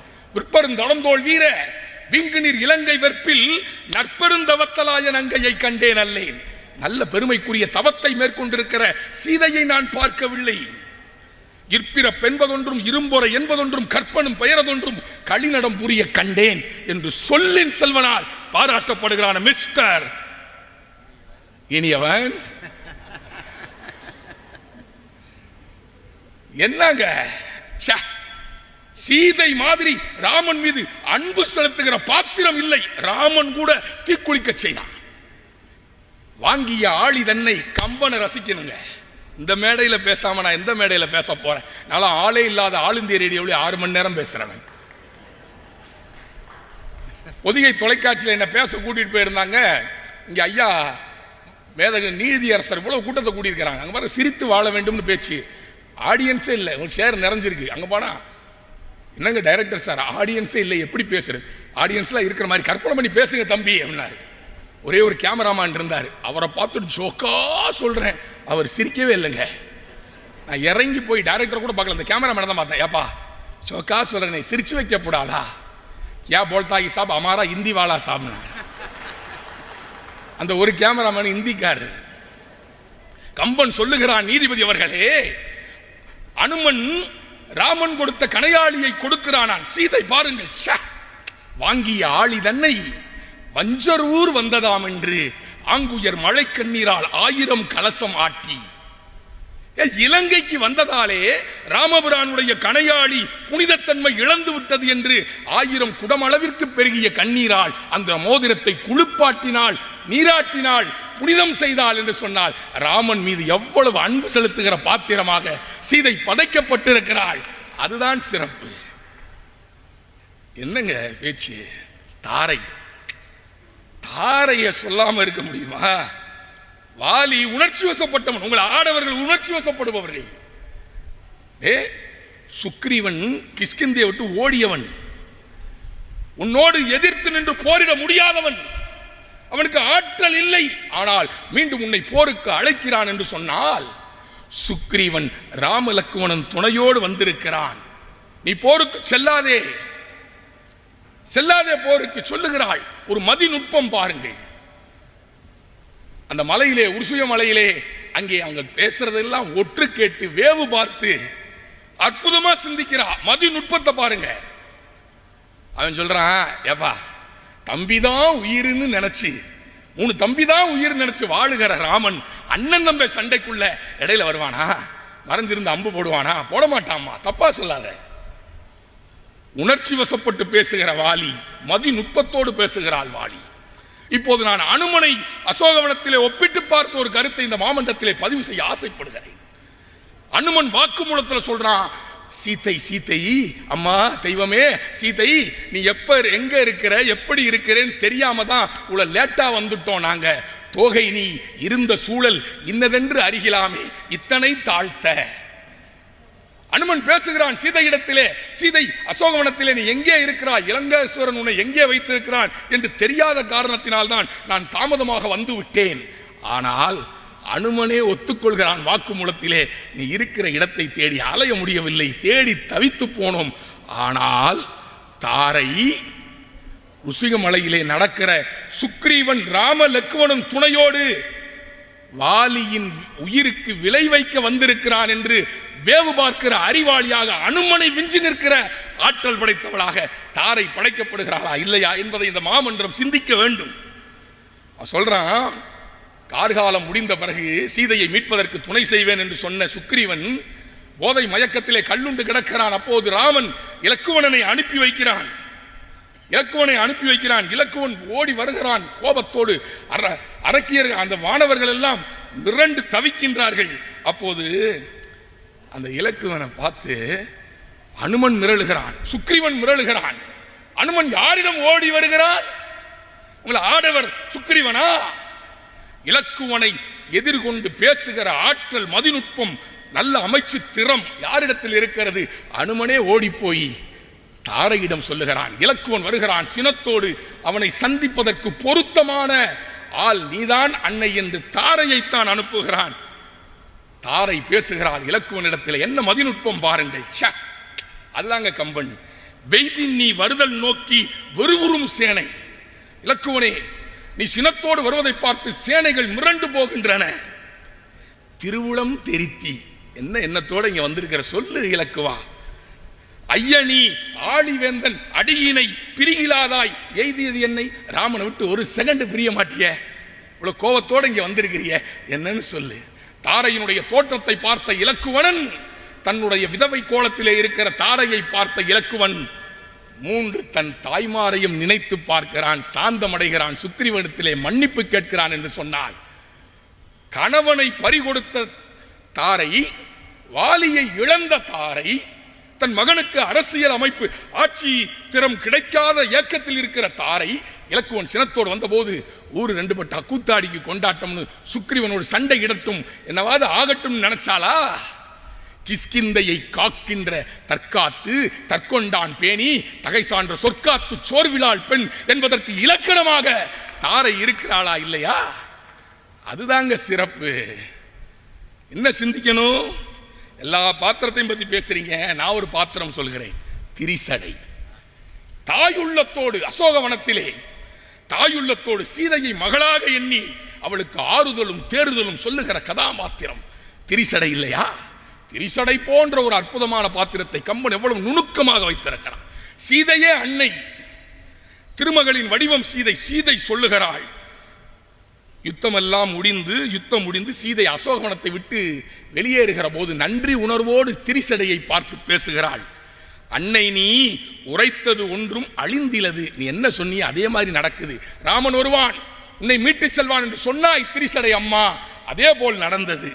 அன்னை என்று சொல்லுகிறார். கம்பன் சீதா பிராட்டியின் வாயிலே திரிசடையை அன்னை என்று சொல்ல வைக்கிறார். அது மட்டுமா, அடுத்து ஒருபடி மேலே போய் ஆதலானே உன்னையே தெய்வமாக கொண்டு இத்தனை காலம் உய்ந்தேன். இந்த வரியை இந்த மாமன்றம் சிந்திக்க வேண்டும். தெய்வத்தின் வடிவாக இருக்கிற சீதை திரிசடையை தெய்வம் என்கிறார். கம்பன் எழுதுகிறார், தெய்வமாக கொண்டு இத்தனை காலம் உய்ந்தேன். ராமனை கூட நம்பலையா சீதை? அனுமன்ட்ட பேசுறா இல்லையா, திங்கள் ஒன்று இருப்பன் இன்னே திருவுளம் தீர்ந்த பின்னை மங்குவன் உயிரோடு என்று உன் மலரடி சென்னி வைத்தாள். அவர் வேற பெரிய மெத்த படிச்ச மேதாவி மாதிரி, எங்க அண்ணன் இனியவன், உன்னையெல்லாம் எப்படியா மிலிட்டரியில் வச்சிருக்காங்க? அவருக்கு சீதை கேள்வன், சீதை கேள்வன், உண்மையில சீதை கேள்வன் தான் அவன். அதனால் தான் நின் பிரிவினும் சுடுமோ அப்பருங்காடு என்று காட்டுக்கு போனாள். அவன் சீதை கேள்வன் தான். அதில் என்ன தவறு? கைகேயை போய் குற்றவாளி கூண்டில் இந்த மாமன்றம் நிறுத்துமா? தன் மகனை அவையத்து முந்தியிருக்க செய்ய வேண்டும் என்று ஆசைப்படுகிறாள் கைகேயி. அது தவறா? தசரதன் என்றால் என்ன அர்த்தம்? தசம் என்றால் 10. 1 2 3 4 5 6 7 8 9 10. 11 12 13 14 15 17 16 18 19 20 இதெல்லாம் ஹிந்தி. தசம் என்றால் 10. தசரதன் 10 திசைகளிலும் ரதங்களை செலுத்துகிற ஆற்றல் மிகுந்தவன் தசரதன். அவனுக்கே சம்புராசுர போரிலே தேரிலே கையை விட்டு அந்த தேரிலேயே உதவி செய்ததால் தான் வரம் கொடுத்தான். கொடுத்த வரத்தை கேட்கறது தப்பா? இப்படிதான் கடன் கொடுத்தவன் சொல்லுவான், இப்ப கடன் கொடுப்பா, காலில் விழு, அப்பதான் கடன் தருவேன். காலில் விழுந்து கடனை வாங்கிடுவான். பக்கத்தில் இருக்க சொல்றான் நண்பன், ஏய் என்னடா காலில் விழுந்து கடனை வாங்குறிய? நான் அந்த கடனை வாங்குறதுக்கு ஒரு தடவை தான் அவன் காலில் விழுந்தேன். இது அவன் திருப்பி வாங்குறதுக்கு எத்தனை தடவை காலில் விழுந்து தெரியுமா? கடன்பட்டார் நெஞ்சம் போல் கலங்கினான் இலங்கை வேந்தன். நீதிபதி அவர்களே, கொடுத்த வரத்தை கேட்கறது தப்பா? ரோசம் மானம் சூடு சொரணம் இருந்தா கொடுத்த காசை கேட்காத அப்படிங்கிற மாதிரி இருக்குது. சம்புராசுர போரிலே துணை செய்வதனாலே தானே தசரதன் வரம் கொடுத்தான். அந்த வரத்தை கேட்பது தர்மம் இல்லையா? நியாயம் இல்லையா? ஏப்பா, பரதன் நாடாள வேண்டும், ராமன் காடாள வேண்டும், எல்லா பிள்ளையும் ஓம் பிள்ளை தானே. பரதனும் உன்னுடைய மகன் தசரதன் சக்கரவர்த்தி, ராமனும் உன்னுடைய மகன் தான். என்ன நடந்தா என்ன? உனக்கு என்ன ராமன் மீது மட்டும் அக்கறை? அங்கே கூட நான் தசரதனை ஒரு தராசு தட்டிலே நிறுத்தி பார்க்க ஆசைப்படுகிறேன். நீதிபதி அவர்கள், எவ்வளவு பெரிய வீரன் என்று ராவணன் மீது எனக்கு அக்கறை இருக்கிறது. ஆனால் கூட காமம், வெகுளி, மயக்கம் இவை மூன்றும் நாமம் கெடக்கெடும். எப்பேற்பட்ட வீரன் கம்பன் எழுதுகிறார், சானகி நகுவல் என்று நாணத்தால் சாம்புகின்றான். ஒரு எவ்வளவு பெரிய சம்மாந்த வீரன். சீதை சிரிப்பாள்னு வெக்கப்படுறானா? வெக்கத்தை விட ஒருபடி மேலே போய் சாம்புதல் என்கிற வார்த்தை கவி சக்கரவர்த்தி பயன்படுத்திய அற்புதமான வார்த்தை. அச்சம், நாணம், மடம், பயிர்ப்பு என்பது பெண்ணுக்குரியது. ஆனால் ராவணன் எப்பேற்பட்ட வீரன், அவனுக்கு ஒரு வார்த்தையை போடுகிறான் கவி சக்கரவர்த்தி, சானகி நகுவல் என்று நாணத்தால் சாம்புகின்றான். அந்த சாம்புதல் என்கிற வார்த்தையின் அடர்த்தி போச்சா? அவசர புத்தி வாளி, பிறனில் விளைந்த ராவணன். ராமன் அம்பை பற்றி மூர்த்தி ஐயா பிரமாதமா பேசினார், ஒத்துக்கிடுறேன். வாலி சொல்றான், வில்லறம் துறந்த ராமன். ஆவியை, ஜனகன் பெற்ற அன்னத்தை, தேவியை பிரிந்த பின்னே திகைத்தனை போலும் செய்கை. ஏ ராமா, கருணை எங்கப்பா விட்ட? கருணையை யாரிடத்தில் விடுத்தாய்? என்னிடம் என்ன பிழை கண்டாய்? ஒரு பாத்திரம், காப்பியத்தின் தலைவனாக இருக்கிற ராமனையே குற்றவாளி கூண்டிலே நிறுத்தி வைத்து ராமனை பேசுகிறான் கம்பன் என்று சொன்னால், அவதாரமாக இருந்தாலும் தவறு தவறுதான் என்கிற மானுட சிந்தனை கம்பனிடத்திலே இருப்பதனால்தான் வாலிக்கும் ராமனுக்கும் ஆக்ரோஷமாக வாதம் நடக்கிறது. அரண் வில்லறம் துறந்த ராமன், எம்மாம் பெரிய ஸ்டேட்மெண்ட். எங்க சீதைக்கு அப்படி ஏதாவது இருக்கா? வில்லறம் துறந்த, என்னிடம் எந்த பிழையை கண்டாய்? வாலி கேட்கிறான், என்கிட்ட என்ன தப்ப கண்ட? நான் கூட தாரைட்ட சொல்லிட்டு வந்தேன், அண்ணன் தம்பி தான் உயிரின்னு நினைச்சிட்டு இருக்கிற ராம, எங்க அண்ணன் தம்பி சண்டைக்குள்ள வரைஞ்சிருந்து வாளி போடுவானா? பிழை செய்யாதே தாரை. அங்கே உணர்ச்சி வசப்பட்ட பாத்திரமாக வாலி இருக்கிறான், மதிநுட்பம் நிறைந்த மந்திரியாக தாரை இருக்கிறாள். கம்பன் யாரை பெருமைப்படுத்துகிறான் என்று இந்த மாமன்றம் சிந்திக்க வேண்டும். திரிசடையாக இருந்தாலும் சரி, சீதையாக இருந்தாலும் சரி, தாரையாக இருந்தாலும் சரி, மண்டோதரியாக இருந்தாலும் சரி, ஒரு கணவன் இறந்து போனால் கணவனுக்கு பக்கத்திலே தான் மனைவிக்கு நீர் சடங்கு செய்வார்கள். ஆனால் இந்த ராவணை அடுத்த பிறவியிலாவது நல்ல பிறவியா பறக்கட்டும்னு மண்டோதரிக்கு நீர் சடங்கு செய்ததன் மேலே ராவணன் போட்டு நீர் சடங்கு செய்யப்பட்டது என்று கவி சக்கரவர்த்தி எழுதுகிறான் என்று சொன்னால், மண்டோதரி மாதிரி நல்லவன அடுத்த பிறவிலையாவது ராவணன் பிறப்பான் என்கிற எண்ணம் கம்பபிரானுக்கு உதித்திருக்கிறது என்று சொல்லி அற்புதமான வாய்ப்பிற்கு நன்றி பாராட்டி என்னையும் ஒருவனாக்கி பேச வாய்ப்பளித்த திண்டுக்கல் என்றாலே பூட்டு என்கிற நிலையை மாற்றி திண்டுக்கல் என்றாலே கம்பனின் பாட்டு என மாற்றி இருக்கிற அண்ணன் திண்டுக்கல் லியோனி அவர்களுக்கு என் இதய தோட்டத்தில் பூத்திருக்கிற நன்றி மலர்களை காணிக்கையாக்கி விடைபெறுகின்றேன். வருகிறேன். நன்றி, வணக்கம். ஆஹா, ரொம்ப அற்புதமாக பேசிட்டாங்க. உண்மையிலே நான் உங்களை தப்பாக கணக்கு போட்டேன். ஒரு 30 பேர் எந்திரிச்சு போனால் முடிச்சிடலாம் அப்படின்னு ஐயாட்ட கேட்கலான்னு நான் நினச்சேன். நீங்கள் யாருமே எந்திரிச்சு போகிற மாதிரி எனக்கு தெரியல. பட்டிமன்றத்தினுடைய தலைப்பு மாறிடுச்சு, திண்டுக்கல்லா காரைக்குடியான்னு. உங்களை தவறாக கணக்கு போட்ட திண்டுக்கல் தான் தோல்வி அடைந்திருக்கிறது. வெற்றி எங்கள் காரைக்குடியுடைய இலக்கிய ரசிகர்கள் தான் வெற்றி பெற்றிருக்கிறீர்கள். அதனால் 3 மணி நேரத்திற்கு பிறகும் கம்பனை கேட்பதற்கு இவ்வளவு பெரிய கூட்டமா என்று நான் வியந்து போகிறேன். அதனால தான் நான் எவ்வளோ நேரம் பேசுகிறதுன்னு ஐயாட்ட கேட்கல. எங்கே போனாலும் கேட்போம். பட்டிமன்றம் பேச போனால், ஐயா நாங்கள் எவ்வளோ நேரம் பட்டிமன்றம் நடத்துறது? ஒரு ஊரில் கேட்டேன், ஐயா நாங்கள் எவ்வளோ நேரம் ஐயா பட்டிமன்றம் பேசுகிறது? ஊர் தலைவர் வந்து சொன்னார், நீங்கள் எவ்வளோ நேரம் வேணாலும் பேசுங்க லியோனி, நாங்கள் அரை மணி நேரத்துக்கு மேலே உட்காந்துருக்க மாட்டோம் அப்படின்னாரு. அதுக்கு ஏன்டா என்னை திண்டுக்கல்லேருந்து கூட்டி வந்தீங்க? என்ன ஊர் முழுதும் ஸ்பீக்கர் கட்டியிருக்கோம்யா, எல்லாம் வீட்டில் படுத்துக்கிட்டே கேட்டுக்கு இருப்பாங்க, நீ மேடையை போட்டு பேசிட்டு வீட்டுக்கு போ அப்படி. இவர்கள்லாம் வீட்டில் படுத்துக்கிட்டே கேட்டுக்கு இருப்பாங்களாம். நான் வெறும் நாற்காலியை பார்த்து பேசிவிட்டு இவங்க கொடுக்குற பொன்னாடையும் கொடுக்குற காசையும் வாங்கி மானங்கெட்டு போய் சோறுதிங்கிறதா? கவரில் கொடுக்குற பணம் போகிறதுக்குள்ளே செலவாயிரும். போத்துற பொன்னாடை யாருக்காவது கொடுத்துருவான், நினைவு பரிசை வீட்டில் அலமாரியில் வைப்பான். ஆனால் ஒரு கலைஞன் நிரந்தரமாக மேடையில் இருக்கணும்னா ரசிகர்களின் சிரிப்பொலியும் கரவொலியும் எந்த கலைஞனுக்கு கிடைக்கிறதோ அவன் தான் நிரந்தரமாக மேடையில் இருக்கணும். அது இந்த காரைக்குடி கம்பன் கழகத்தில் எங்களுக்கு வஞ்சகம் இல்லாமல் கிடச்சிருக்கு. அருமையாக பேசினாங்க 6 பேரும். லியோனியுடைய பட்டிமன்றத்தில் இவ்வளவு நேரம் சிரிக்காமல் மக்கள் அமர்ந்திருந்த ஒரே பட்டிமன்றம் இந்த கம்பன் கழக பட்டிமன்றம் தான். ஆனால் அதை நான் பெருமையாக கருதுகிறேன். சிரிப்பது மட்டும் ஒரு மனிதனுடைய செயல் அல்ல, அதனுடைய சிந்தனையும் இலக்கிய ரசனையும் பொருந்தியவர்கள் என்பதை எங்கள் கம்பன் கழகத்தினுடைய ரசிகர்கள் நிரூபித்து காட்டியிருக்கிறீர்கள். பேச்சாளர்களும் அதற்கு தகுந்த மாதிரி ரொம்ப அற்புதமான பேச்சு. ஆடவரா பெண்டீரா முடிவு செய்யணும். கம்பன் படைத்த பெண் பாத்திரங்கள் ஒவ்வொன்றா எடுத்து சொல்கிறேன், ஒவ்வொன்றுக்கும் ஒரு வரி சொன்னால் போதும். கோசலை தசரதனுடைய மனைவி, அவள் சொல்கிறா, பரதனை தன்னுடைய மகன் ராமனை விட பரதனை மிகவும் அதிகமாக நேசித்த ஒரு தாய் கோசலை. அதுக்கு அற்புதமான எடுத்துக்காட்டு, மன்னவன் பணி என்றாகில் நும்பணி மறுப்பனோ, என் பின்னவள் பெற்ற செல்வம் யான் பெற்ற செல்வம் என்றோ அப்படின்னு சொல்லி, கைகேயி பெற்ற மகன் நான் பெற்ற மகனை விட எனக்கு உயர்ந்தவன் என்று கோசலை என்ற தாய், மகன், கோசலையினுடைய கணவன் தசரதன், இதோடு அவங்களுடைய உறவு முடிஞ்சிருச்சு. கைகேயி பரதனை விட ராமனை மிகவும் நேசித்தவள்.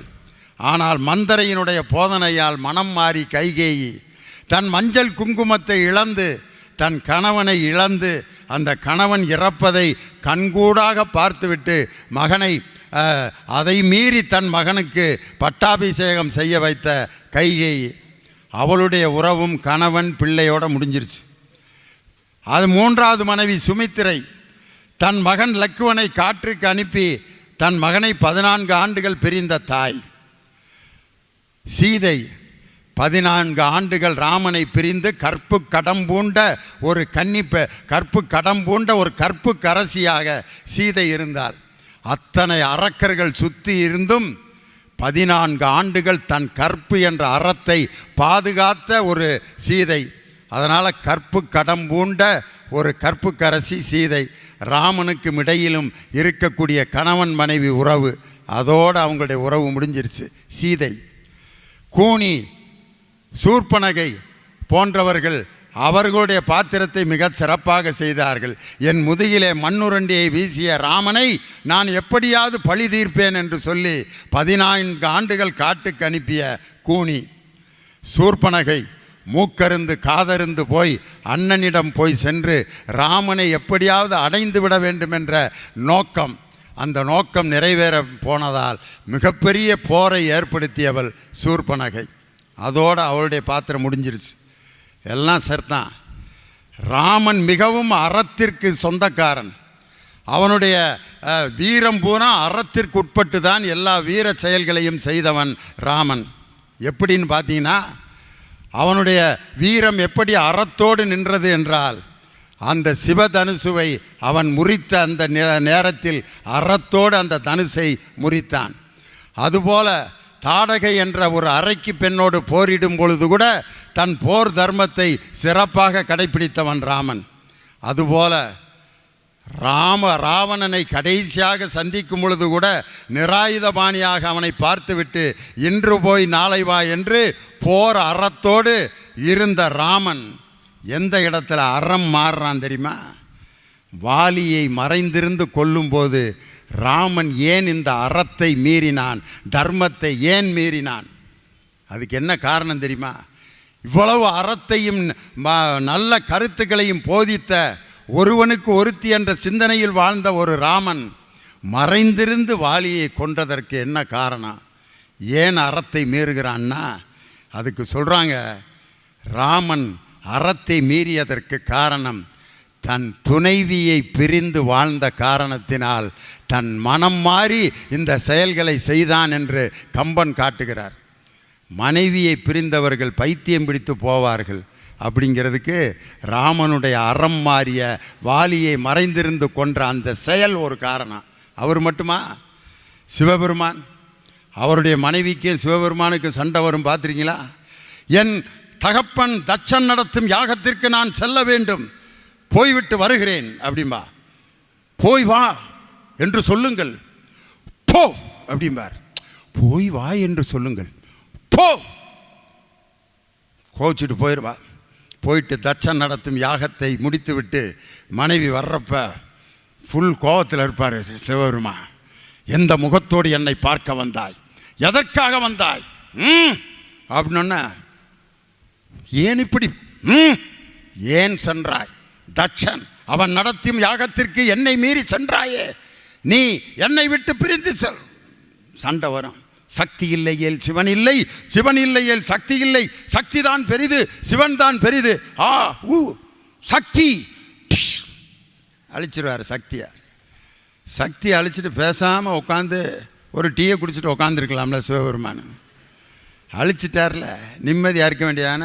இனியவன் கேட்டார்ல, இது வரைக்கும் என் மனைவி அவங்க தாய் வீட்டுக்கே போகலை, அந்த நிம்மதி இது வரைக்கும் எனக்கு கிடைக்கவே இல்லையே அப்படின்னார். ஆனால் மனைவியை பிரிந்த பின் பேசாமல் இருக்கல சிவபெருமான். மிகப்பெரிய ருத்ர தாண்டவமே ஆடி 7 உலகங்களும் அசைந்து தேவர்களும் மூவர்களும் வந்து சிவபெருமானே ஏன் இப்படி ஆடுகிறாய் அப்படின்னு சொல்லிட்டு மீண்டும் சக்தியை கொண்டு வந்து சேர்த்து தன் உடலில் சரிபாதியை தன் மனைவிக்கு கொடுத்த பின், சக்தி இல்லையேல் சிவன் இல்லை, சிவன் இல்லையேல் சக்தி இல்லை.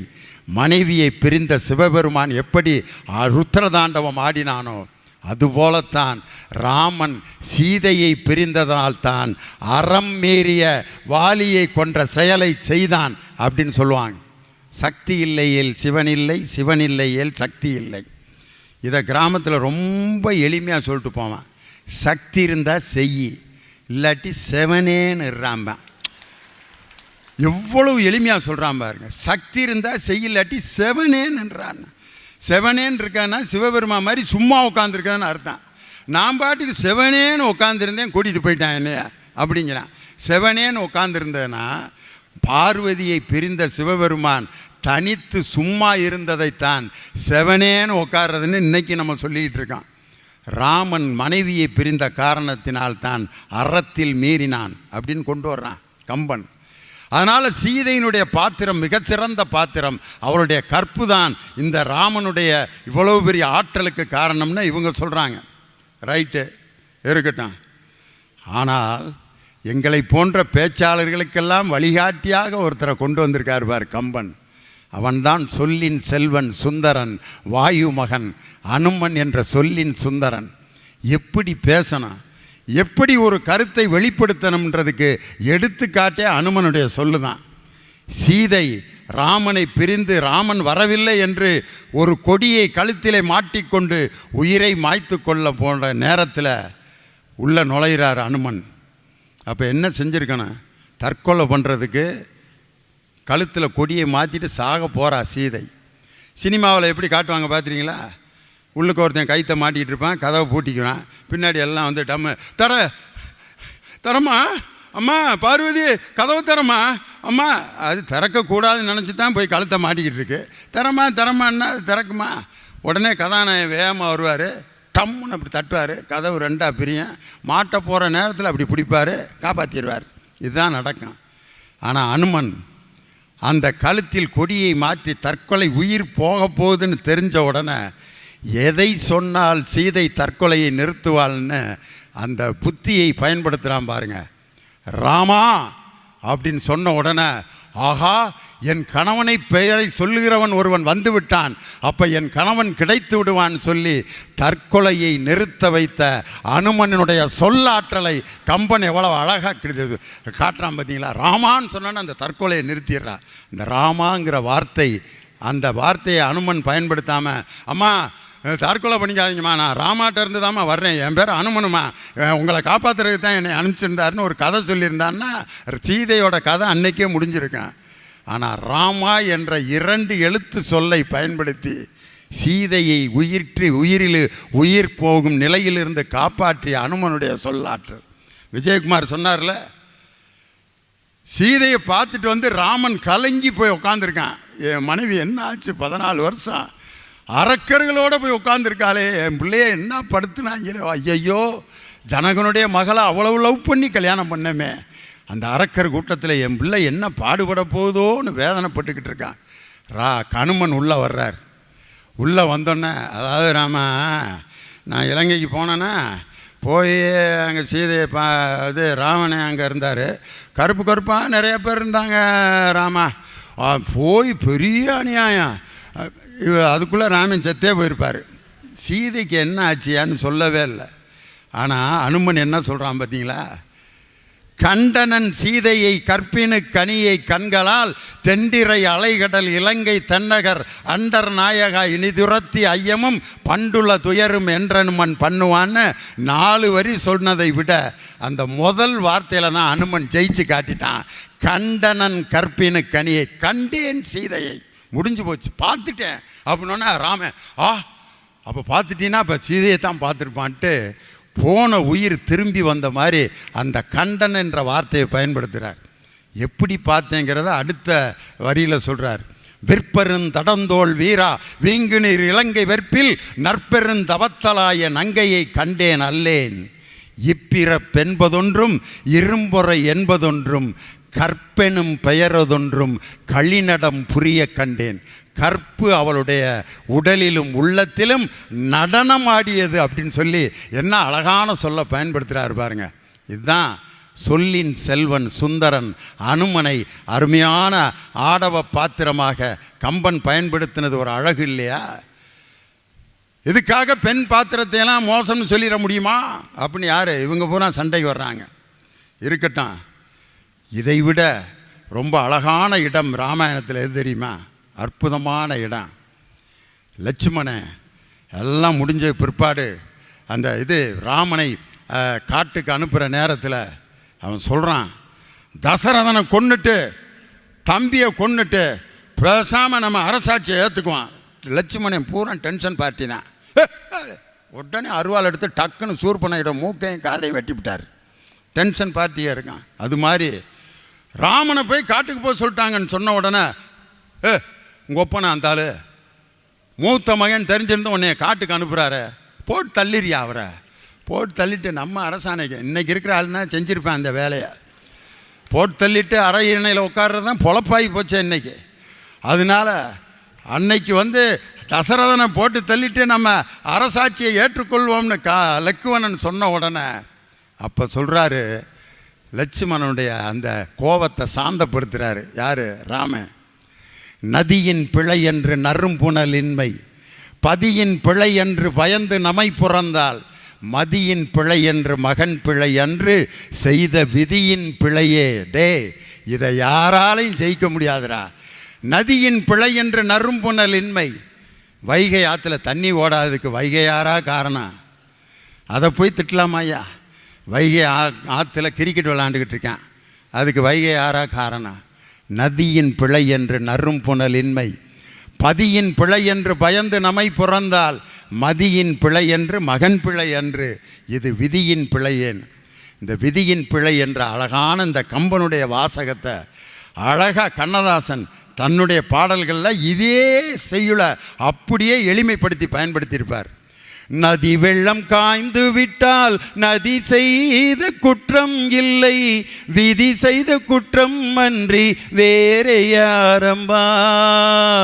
மனிதனம்மா மயங்குகிறேன், தவறுக்கு துணிந்த மனிதன் அழுவதில்லையே, தவறியும் வானம் மண்ணில் வீழ்வதில்லையே.